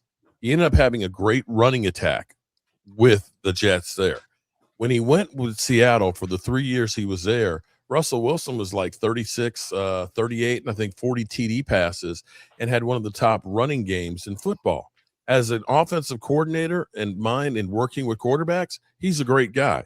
In fact, I believe that he'll actually be really good with Sam Howell. When you think about Cooper Rush, when Cooper Rush actually was a qualified quarterback, at least was winning some games, Brian Schottenheimer was the guy that coached him up. Then you saw him in Baltimore, he wasn't worth shit. So I believe they've got actually a really good coach in Brian Schottenheimer.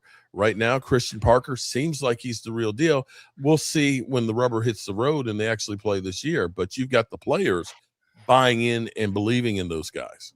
Do you understand one thing, Mark? If what you're saying happens to the Eagles this year, Prescott will be 12-5 all time versus Philly.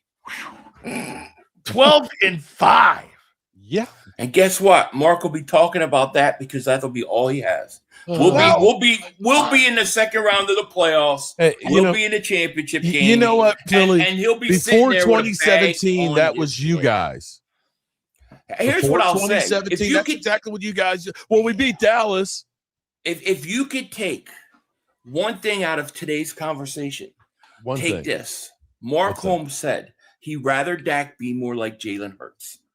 That's it. I would. That's it. Take that out of what was that they're not going to make him. Is that a video or what? Game. There you go. You'd rather make a video out have of it. Jalen Hurts. I don't need to make a video of it. Mark, Eagles still.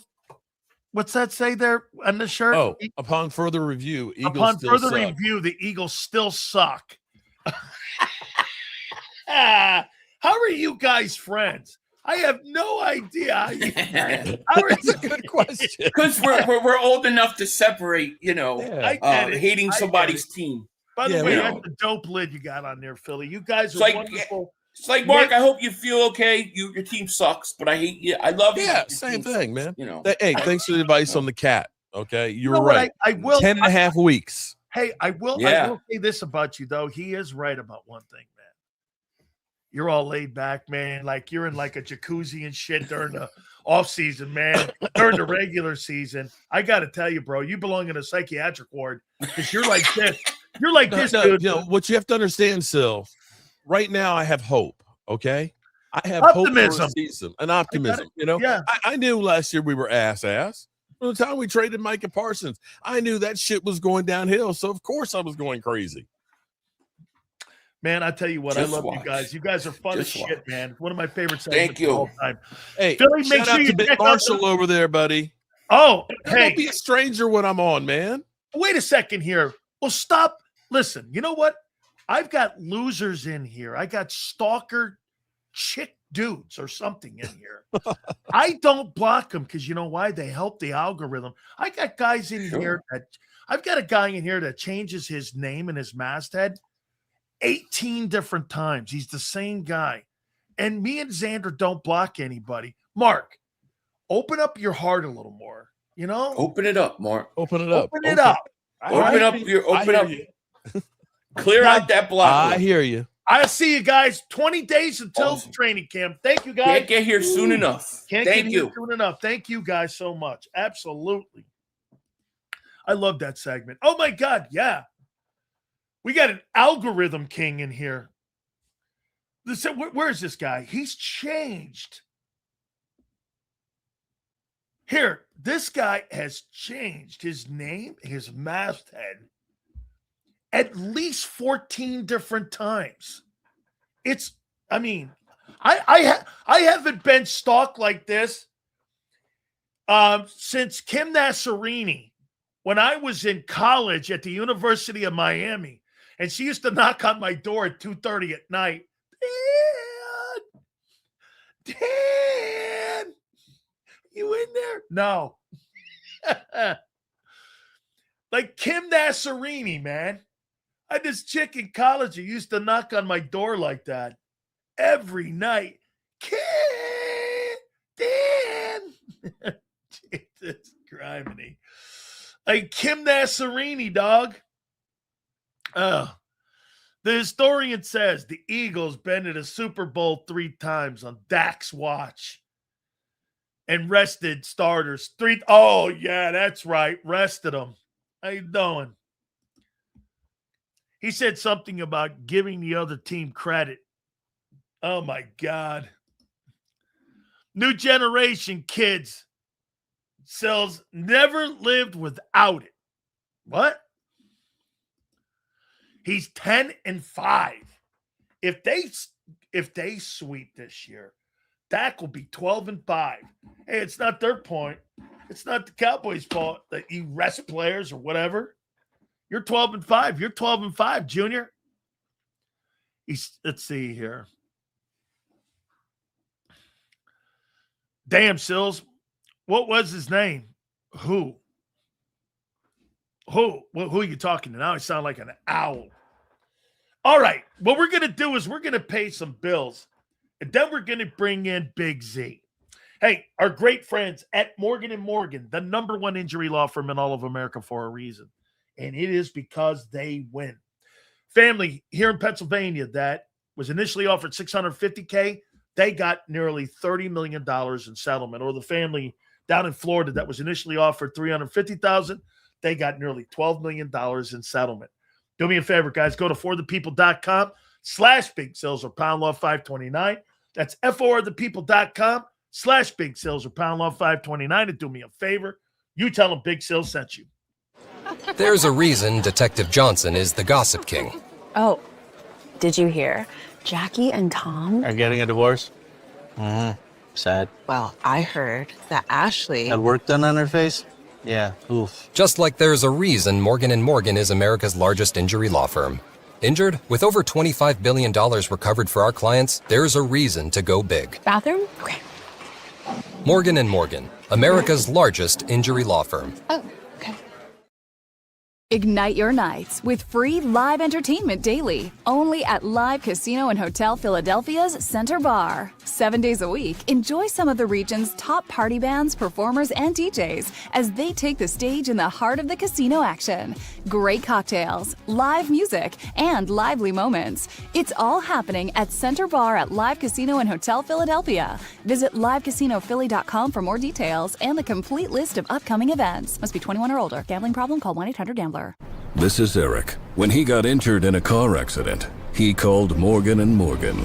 He not only gets a lawyer, he gets trial lawyers like Sam and Jessica who are in it to win it. He gets his own investigators with briefcases, leather ones. And if you ever have questions, our customer service folks keep things rolling. Injured? We're your army. Morgan & Morgan, America's largest injury law firm. Welcome to the Jet Setters and the High Rollers, to the Shot Takers and the Tastemakers. Welcome to the Viewfinders, the Thrill Seekers, and the Night Owls. Welcome to everything you could possibly want on one 5-mile island. Welcome to the Wildwoods. Book your stay today. In our hometown, we all look out for each other. We go the extra mile to lend a helping hand. We step up to keep our communities going strong. And at Independence Blue Cross, we're here to keep you going strong. We've been deeply rooted in our communities for more than 85 years. And that connection to members has earned us our spot as the #1 health insurer in the region. So while you look out for your neighbors, know IBX is always looking out for you.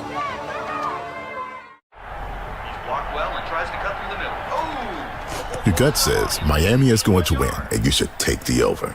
Your gut also said your NFT selfies would only go up in value. They didn't. But your head is on Sports Grid and knows the QB is in concussion protocol. The backup has a 45 QBR against the zone coverage. The New York D has the most sacks in the league. So yeah, trust your head. It's smarter to be on Sports Grid. EAGLES. Eagles.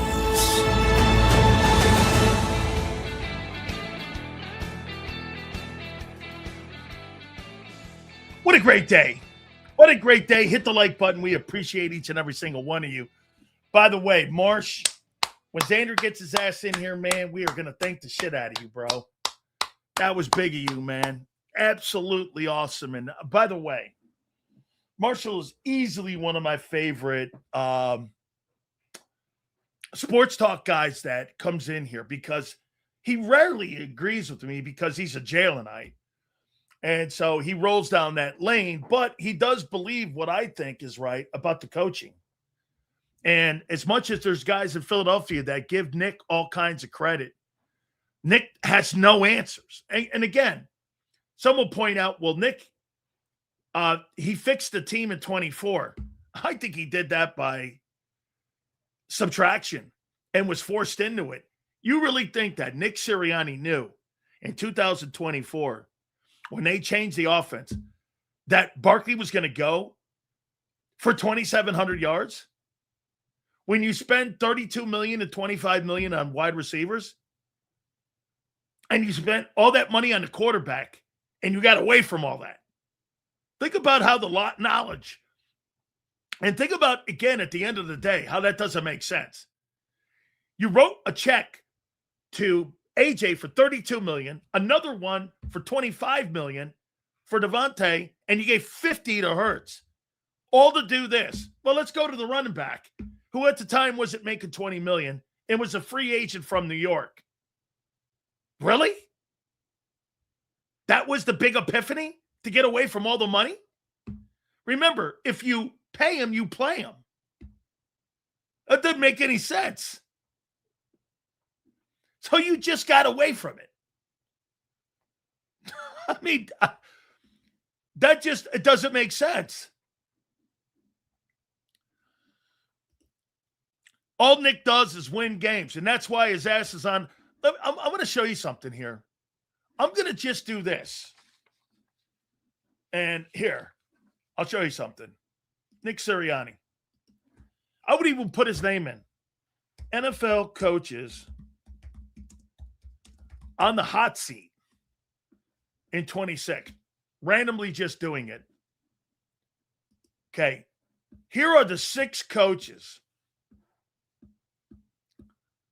that I just randomly picked one from PFF. Aaron Glenn, Jets. Todd Bowles, Bucks. Zach Taylor, Bengals. Shane Steichen, Colts. Matt LaFleur, Packers. And Nick Sirianni, Eagles. Let's go to another one. Let's pick another one. Let's go to Fox. That was PFF. This is Fox. Let's see. Brian Schottenheimer, Matt LaFleur, Shane Steichen, Todd Bowles, Nick Sirianni, and Aaron Glenn. Let's pick another one. Here, let's go to another. Let's go to CBS. Coaches, here, what is this? NFL hot seat rankings for coaches heading into the season. Dan Quinn, 5. Zach Taylor, 4. Shane Steichen, 3. Nick Sirianni and Aaron Glenn. Every single list that we're pulling up here. Let's go to Yahoo. Is this the same? Hold on. Let's go to another one here. Every single predicting NFL coaches fired in 26. This was 3 days ago. I don't know. Shane Steichen, Todd Bowles, Dan Quinn, Aaron Glenn, Nick Sirianni. And Sports Illustrated. Here's Sports Illustrated. This was a couple days ago.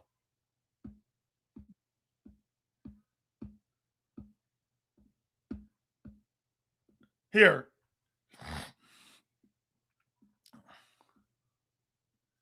Zach Taylor, Nick Sirianni, Aaron Glenn, Todd Bowles, and Matt LaFleur.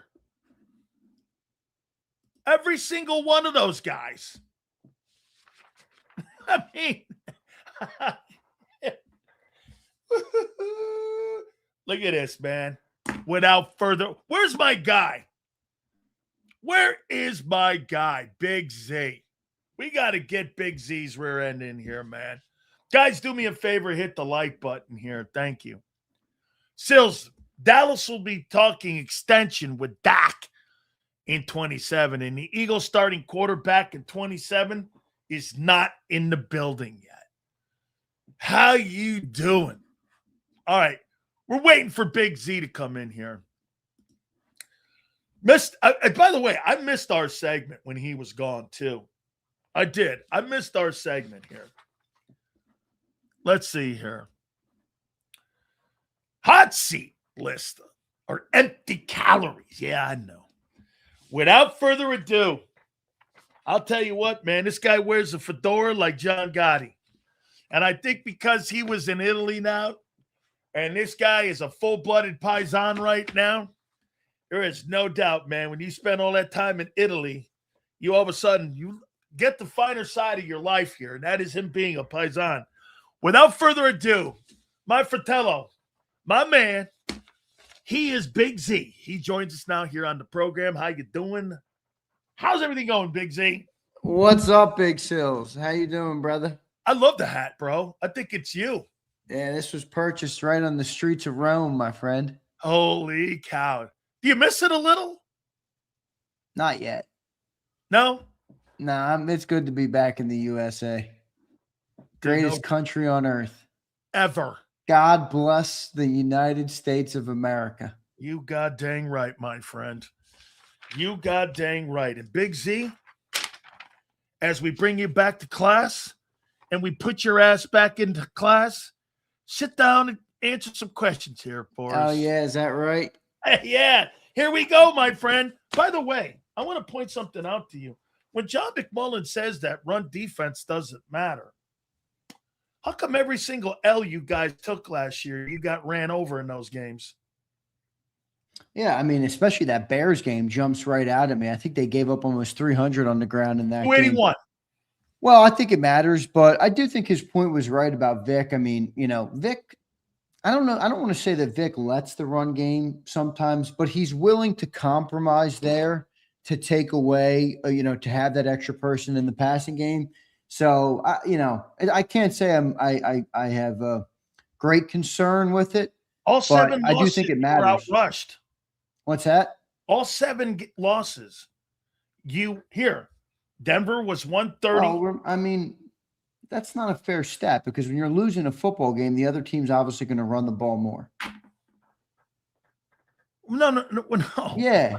No. Yeah. Really? With 2 guys that you talking first-round picks in the middle? When somebody's beating you by wait a a touchdown or 2, they're going to run the ball more. Wait, whoa. Those games are all close.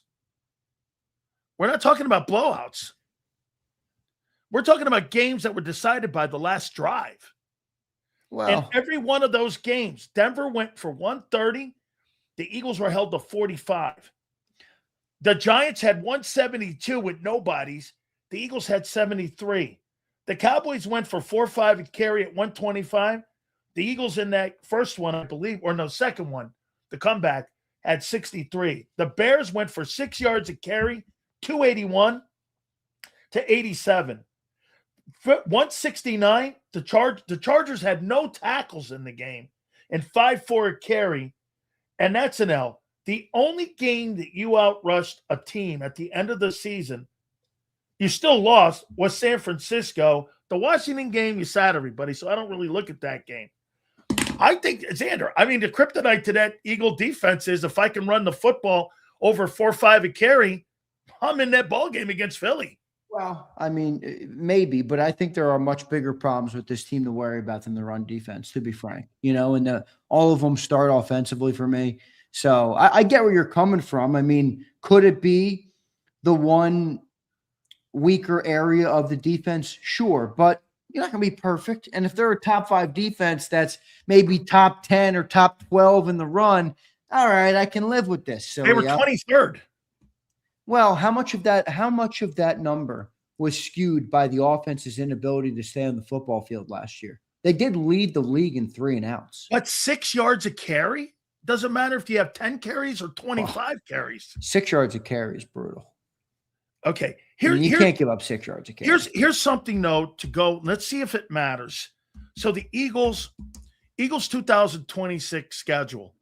How many teams are you going to be playing against this year that are a run-dominant team that you're going to play against this season here? The Bengals know. The Commanders know. The Titans know. The Bears, yes. I don't think the Rams, even though the Rams had a pretty good running attack last year, the Rams can run the ball. I don't know the Jags run game. The Cowboys can run the ball. The Steelers, I don't know. Arizona, no. The Colts have Jonathan Taylor. The Seahawks lost Kenny Walker. The 49ers, you guys beat them out rushing them.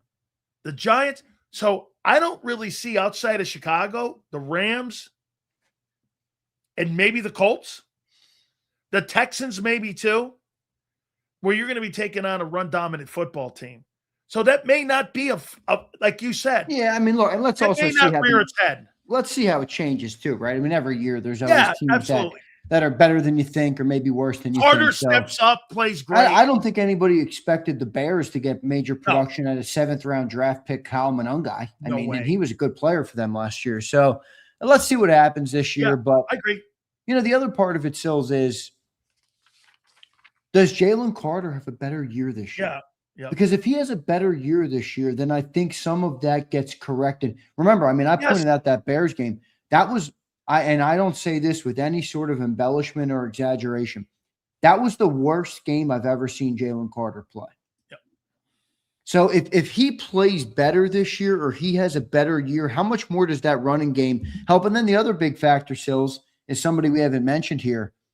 Jordan Davis got a big contract, and you used to talk about when Jalen Hurts got his contract, you got to learn to play with your contract. And I think to a lesser degree, that applies to everybody who gets a big deal. And Jordan Davis is now going to be looked at as, you're the player that needs to be the run stopper. If you're on the field and we're giving up 6 yards a carry, there's no excuses for that. So I think he's going to have to be better. Carter, assuming he has a better year this year, which I think he will, I think that defensive interior is in good shape. How about this? It's funny that you mentioned that about the Bears game. I also thought he played like dog shit in that 24 game against the Buccaneers down in Tampa when those guys didn't even want to get off the bus. Was that the playoff game? No. That was the end late season. Remember, that was the end season game when I think they put 31 on them, if I'm not mistaken. And I think they ran the shit out of the football. So you're right. You're only 2 games out of 3 years. I'm good with that. I'm all right with that there. I'm all right. Too. Okay, you know what? We've been talking a lot about Mannion and KP, but I want to ask this angle of it. What will be the difference between Kevin Patullo and Sean Mannion this year? Yeah, I mean, I can't be as optimistic as Philly 500 was. I get what he's saying though, where like you almost don't believe that he'll have, even if he's new and even if he has no experience, you almost don't believe that he'll have as little bit of an in-game feel that Kevin Patullo had. Like Kevin Patullo was really bad at that. So maybe you assume Sean Mannion will be better, but look, you think you've hired a smarter guy.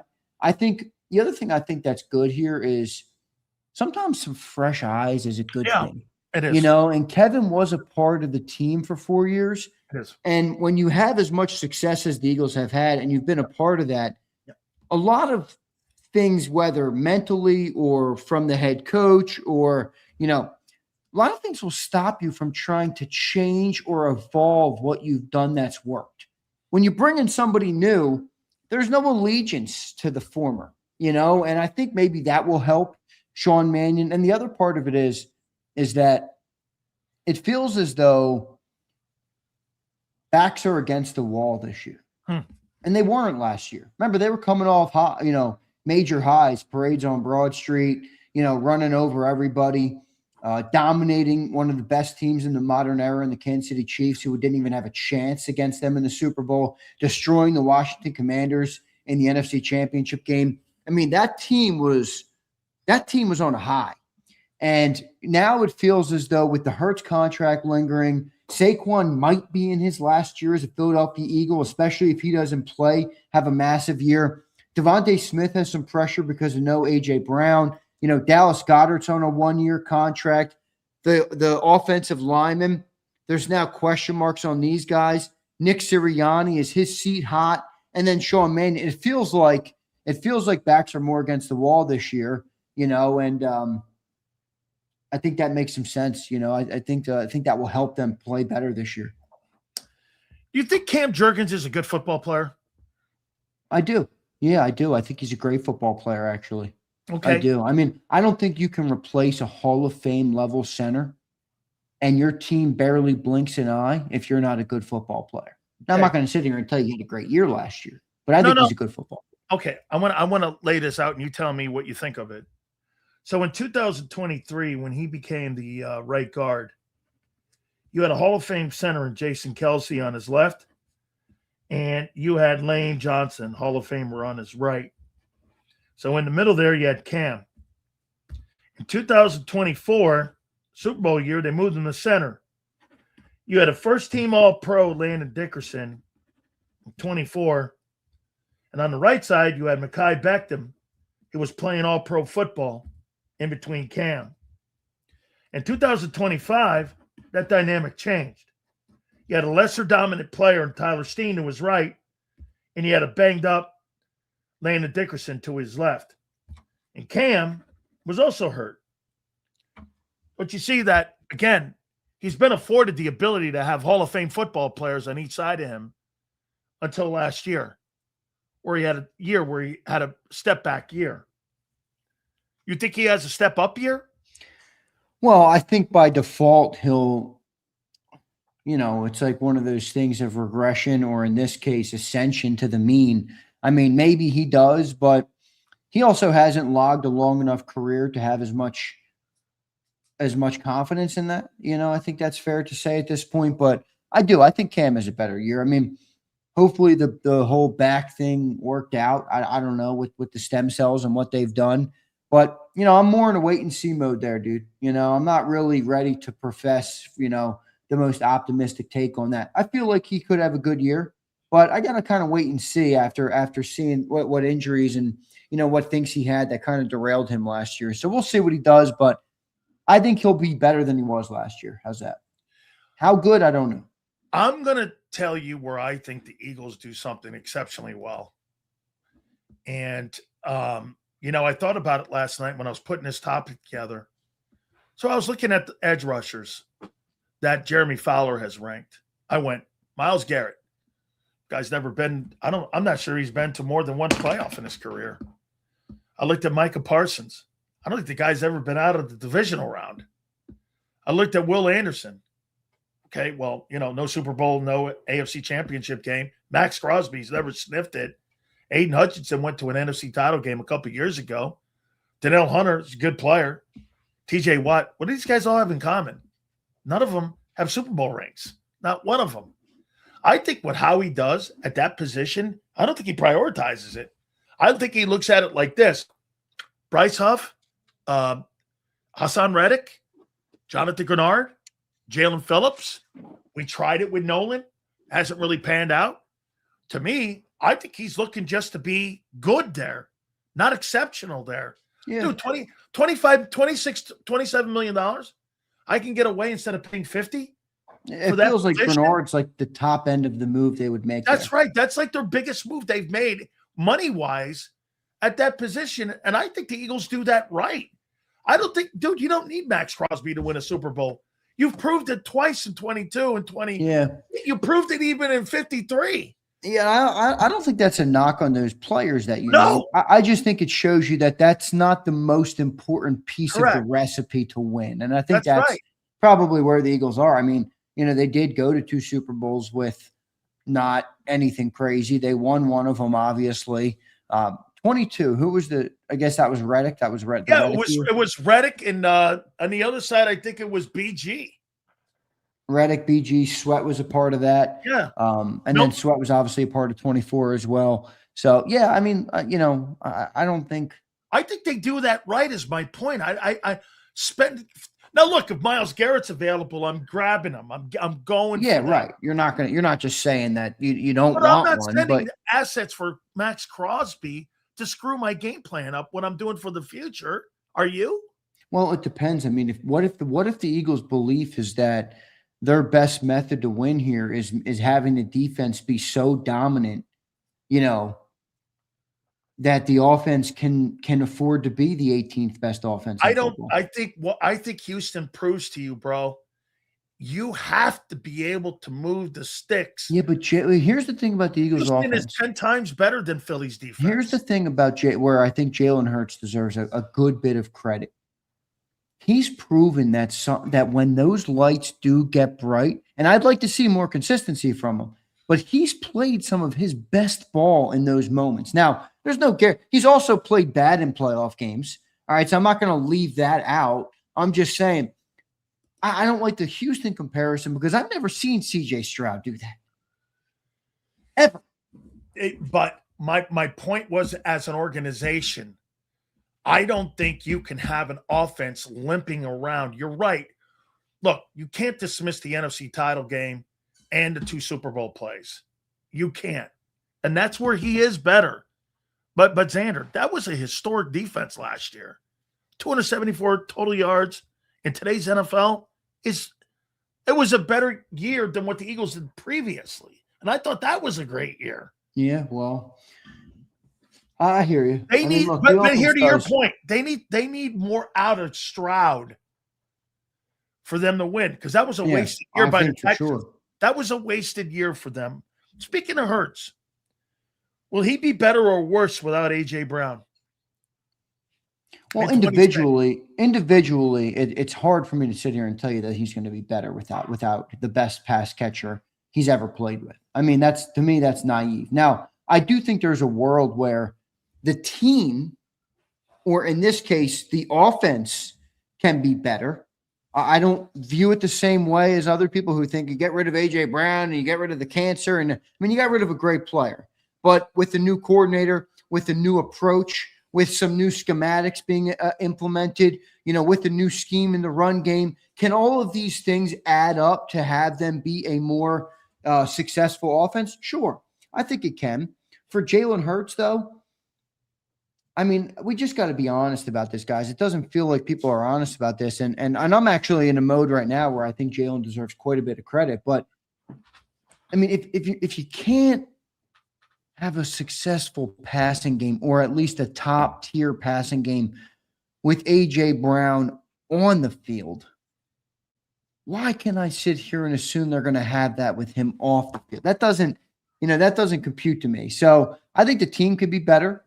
I think the combination of things they will try to do on the offense could lead to better results on the offense. But individually for Jalen Hurts, he's going to have to be better personally to try and elevate. And it's going to be less about relying on the talent around you. I said this yesterday. I said, we need Jalen to get back to the mode, because I truly believe he did this in 22, of elevating the players around you. I can appreciate in 24, you see a guy like Saquon going off and you take a step back. And I don't think most players would want to do that. So I can appreciate that. But there does come a time where, as the quarterback of the team, as the leader of the team, as the elite player that many believe you are, you have to raise the tide. You have to raise the water around you and the play of everybody around you. And if he does that, well, then I think he could have a good year this year. But it's going to be hard for me to say he'll be better without his best player. Here is always our disagreement, you and me, on the Eagles when it comes to Nick Sirianni. Howie's way of helping Jalen Hurts is getting Saquon Barkley and more talent around him.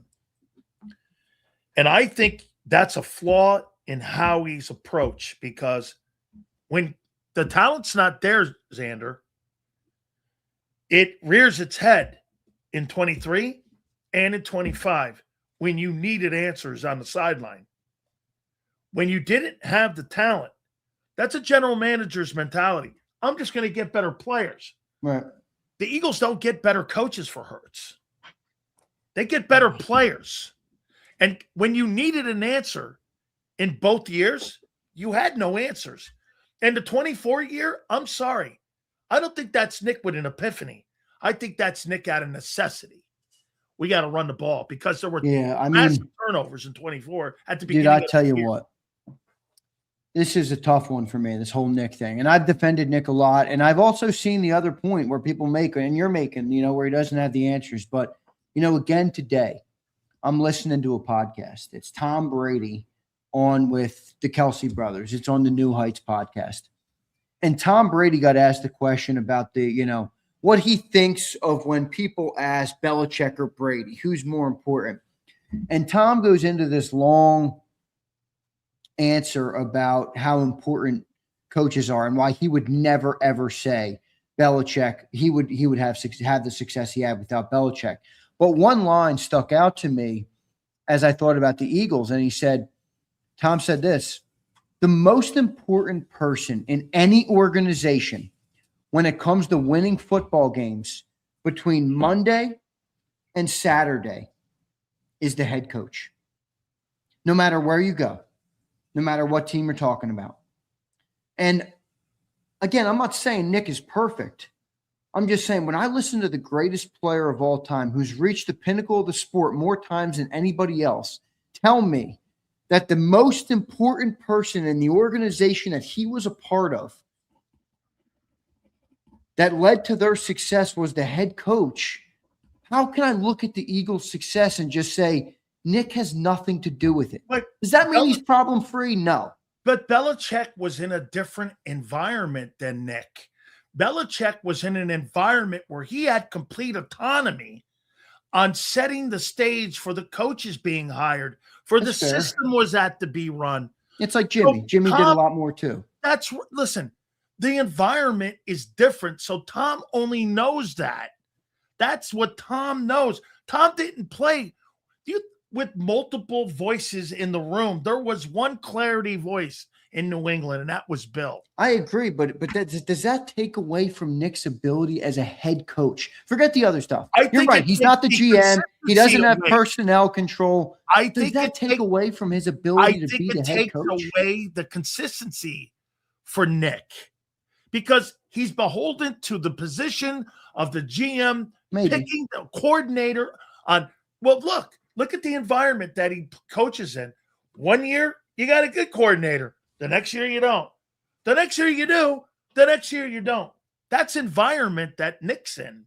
And he has to coach around that. To John's point about coaching around the politics of it.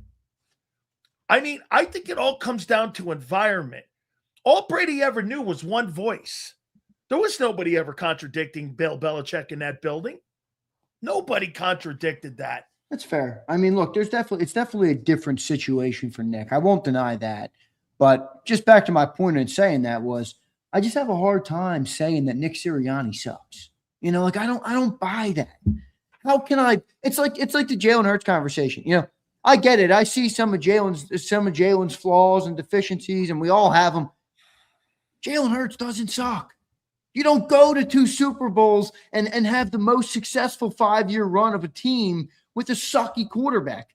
And I think the same about the head coach. You don't do that, you know? So I think Nick has flaws. I think you have pounded on some of those flaws in many ways, probably rightfully so. But I don't think he's a stiff. I just don't, Sills. We'll see if he has answers this year. I think you're right. We will. Okay. We will see that. Who do you think's under more pressure this year to have answers, Hurts or Nick? I think both of them sharing an equal level of pressure here. I mean, you know, Jalen is the on-field football leader of this team, and Nick Sirianni is the off-field football leader of this team. And, you know, the head coach is responsible in many ways for the team not performing up to snuff last year. And in many ways, the quarterback is too. You know, you can't have the 25th ranked offense in football, you know, profess to be one of the elite quarterbacks in the National Football League and not believe you have any responsibility for that. You know, I don't think it's all on him, but I think both of them have to come together and right the ship. And if it's not righted, I believe both of them will have to share in the blame. You know, and if they do get it on track, I think both of them should share in the glory as well.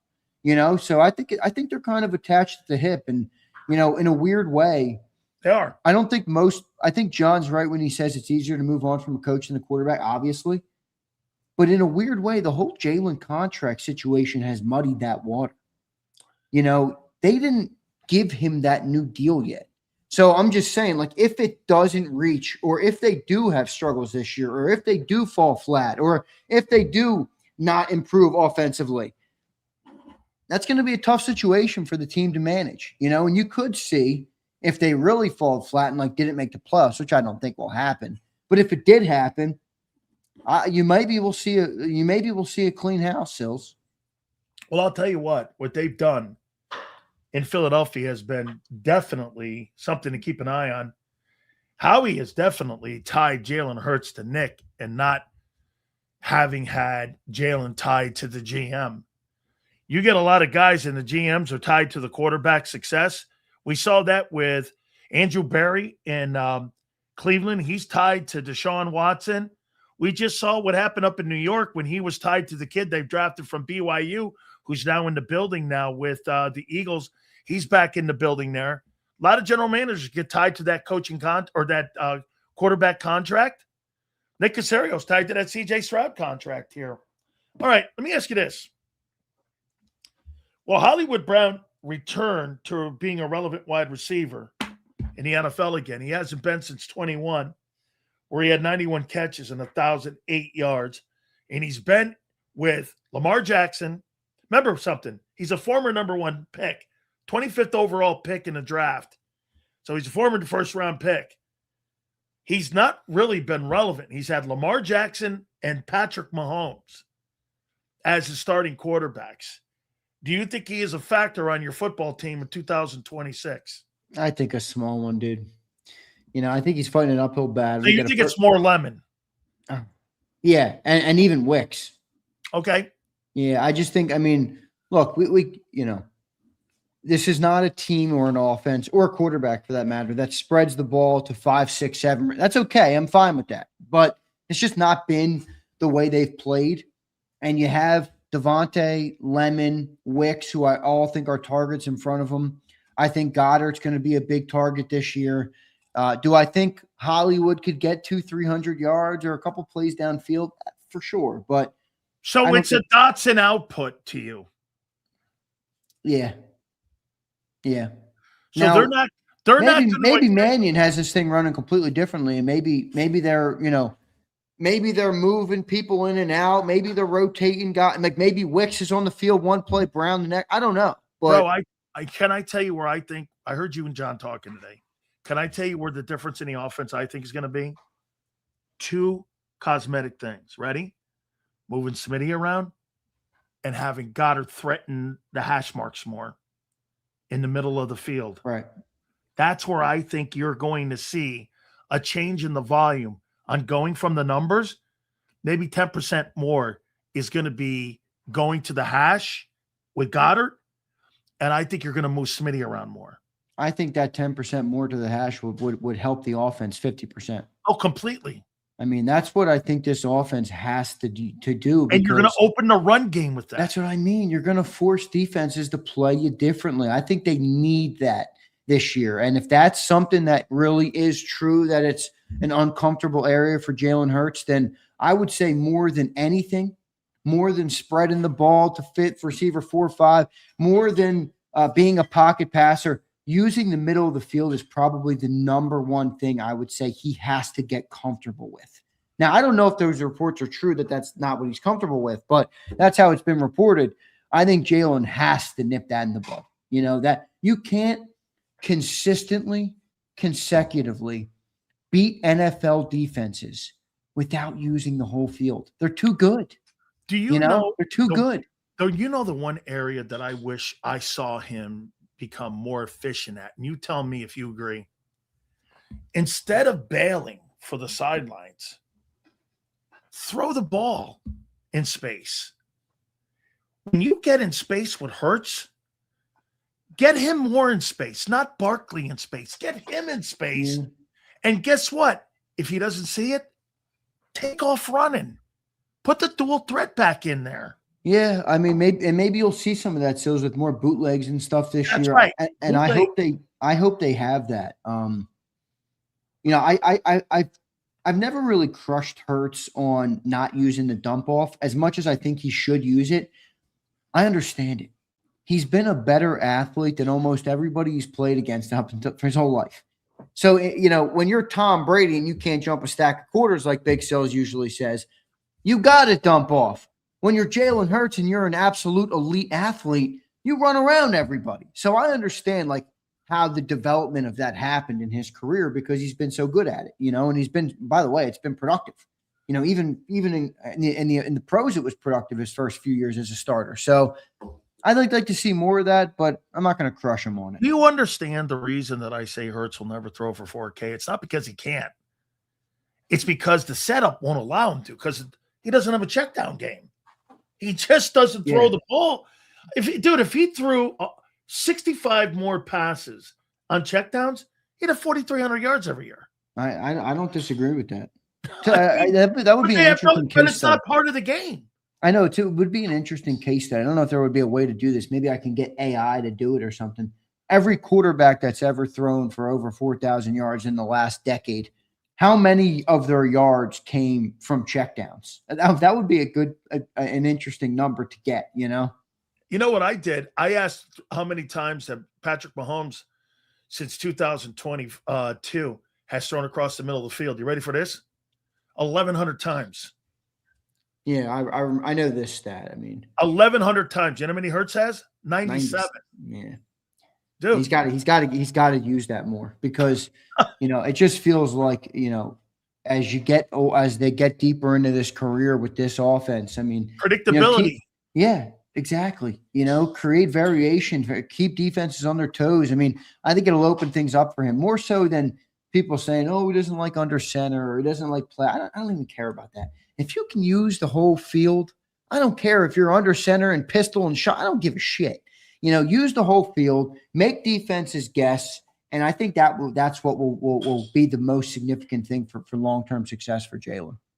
I saw something on ESPN, and I want to ask you this. Would you take Saquon Barkley today over Jahmyr Gibbs, who had 12, 23, and 77 catches and 616 receiving, CMC, who had 1,200 yards rushing, 10 touchdowns, 102 catches, and 924 receiving, or Bijan Robinson at 1,478, 74 catches for 820 yards, or Cook at 1,621 with 39 catches and 341, or then there's Derrick Henry. I just named you 5 backs that I would take over Barkley right now. I mean, you would take Barkley over any one of those guys? Well, it depends. It depends what team, obviously. Like in Philadelphia, I think Jahmyr Gibbs and Bijan Robinson are a better player right now than Saquon. I just do. I just think they're more versatile. And I think that's the guy that they want Saquon to be. How much would their skill set get utilized in this offense? Well, remember a couple of years ago, Howie tried to make a trade to go down and get Christian McCaffrey. There was conversation that he wanted to make that trade, and I think they want to morph to that back. Was that during Jalen Hurts' era? Yeah. They remember a couple of years ago, they were trying to make a trade for Christian McCaffrey down there to try to get him. But remember, 49ers offered more of a package and gave up more assets to get the guy. Yeah. I think what they want with Barkley is they want Barkley to be more like Jahmyr Gibbs. I wouldn't take James Cook over Barkley right now. No, I don't think so either. I think if everything around them is equal, I think Barkley's a better runner. I just do. I think Barkley will make more production, all things equal around them than James Cook would. Derrick Henry is 32, right? Still at 1,600 yards. I know. That guy's a fucking He is. Hey, did you know my wife and you, like my wife goes, how'd that guy go in the second round? I mean, just it's crazy. ridiculous. It's crazy. Was he that good like that? I forgot he won the Oh, Heisman. yeah, he was. Yeah, he was. Yeah. Would you take Barkley over McCaffrey? In their prime, no. Right now? He had 1,200 yards and 900 yards receiving and 100 catches. Did he last year? Yeah. He had 2,100 yards last year. He had 1,202 yards rushing, 10 touchdowns. He had 102 catches and 924 yards catching. Holy shit. I can't take Barkley over that. 2,200 yards of offense? That's ridiculous. I mean, that's what Barkley got in his career year, 2,500 or whatever it was. Hey, 100 catches too. I know, it's amazing. I just don't know if he would be used like that in Philly. Like, I don't think he gets 100 catches. I mean, you don't Brock think Purdy's a check down Charlie. Used that way because of the quarterback? Well, Brock, we just talked about it. Brock, right. Check down Charlie. Brock is going to throw the ball to the back a lot more than Jalen, who's got the athletic ability. Now, I'd like to see Jalen bring some of that athletic, prowess back to the game. I understand when you get paid and you get older, you don't want to rely on that as much and you got to protect yourself. I understand all those things and I don't want to see him go down. But boy, when he shows he's a threat on the ground, it's another thing that just opens things up for the offense. So I'd love to see him get back to using that, even if it's not as much. Just make them pay when they give you it, and I'd like to see that more from Hurts this year. One last question for you. So do you believe that Chris Cooper is going to develop Miles Hinton, Cameron Williams, Markel Bell, and Drew Kendall into being contributors to the football team this year? And by the way, Jeff Stoutland couldn't get those guys. Give me the names again. Okay. All the backups, right? Miles Hinton, Cameron Williams, Drew Kendall, and Markel Bell. And obviously Markel Bell wasn't here with Stoutland last year, but those other guys were. Stoutland couldn't get those guys on the field really all that much. Except for Kendall, he got on a couple times. But you think Cooper elevates those guys into being contributors? Well, I think it's more dependent on whether the starters go down or not. I mean, if the starters are healthy, then I don't care what Cooper does with those guys. They're not going to see the field. But I think the biggest one there to me is Markel Bell. One thing I can almost guarantee is there will be a time where a swing tackle will be needed. I want him to beat Fred out. Me too. That's exactly what I was about to say. So if Lane misses a game or a half a game or a series, I would love to see confidence in Markel Bell to be the guy to come in. I don't know if that'll be true yet. I understand he's a rookie player and it does take time. So I'm not going to, count him out if he doesn't have that, but I think that would be a welcome sign that Chris Cooper is doing a good job developing young talent. And I've read that thing that Ed Ingram said to John this morning.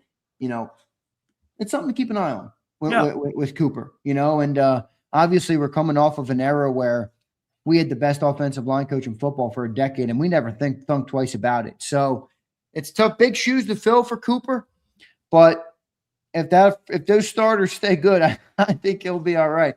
If he got 2 starters going down though, boy, Chris Cooper might be on the chopping block after the year if those guys don't look any good. I'll tell you what, Z, I can't believe we're 3 weeks out, inside of 3 weeks now. Inside of 3 till training camp. How about this? 2 weeks, Cardinals and Panthers report. Is that what? Oh, report. Wow. For the Hall of Fame game, they got to play at the end of the month. That's right. The Hall of Fame game. The shitty Hall of Fame game. Weeks away. Bro, that was a great segment. Great segment, dude. I think it might have been the hat from Italy. Bro, the hat's dope, man. I think the hat might have bestowed on me some football knowledge to give to the great people of JAKIB Nation. By the way, real quick, Z, you got to do this. Look at this one here. Hold on for a second, my friend. Hold on here. Where's that damn Marshall, man? That son of a bitch. I know. I saw that. I'll get it. Get that Marshall thing. $100 from Big Marsh. He said, Mark, I will dust you. I talk how I want, clown. You wouldn't know that if you would know that if you weren't so quick to block people because they don't like Dak. Now I said time and place. Dude.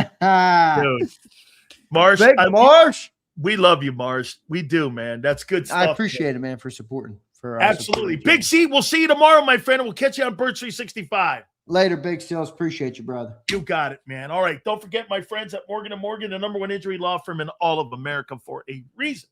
It's because they win. Folks, no firm like it in the country. Do me a favor. Go to forthepeople.com/big sales or pound law 529. That's forthepeople.com/big sales or pound law 529. And do me a favor. You tell them Big Sales sent you. There's a reason the Karate Master was the #1 salesman in the lumber department.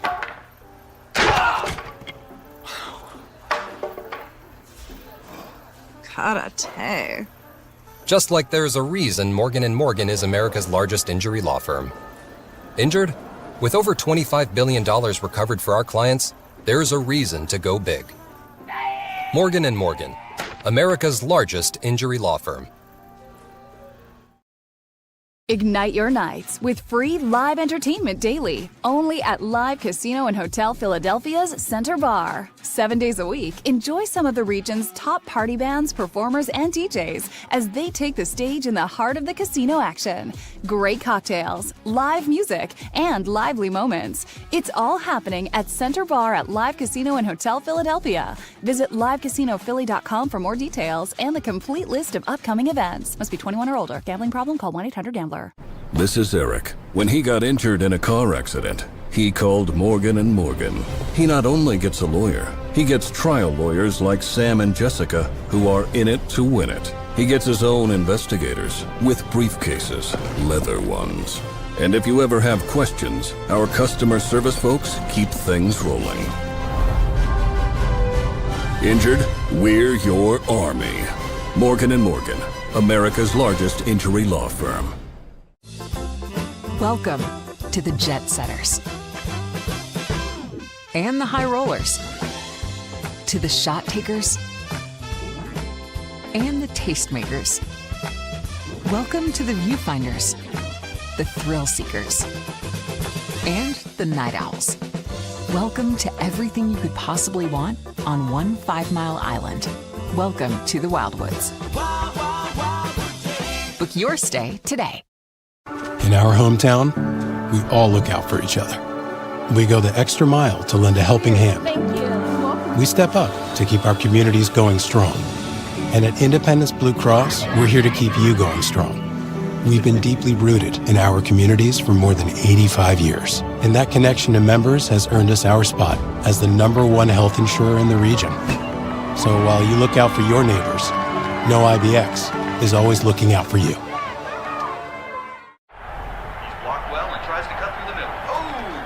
Your gut says Miami is going to win, and you should take the over. Your gut also said your NFT selfies would only go up in value. They didn't. But your head is on Sports Grid and knows the QB is in concussion protocol. The backup has a 45 QBR against the zone coverage. The New York D has the most sacks in the league. So yeah, trust your head. It's smarter to be on Sports Grid. EAGLES. Eagles. Great day, guys. We appreciate it. Forzetta's on tomorrow, too, by the way, at 4:30. Hit the like button. 2 to 6 tomorrow. We shall see you on the flip side.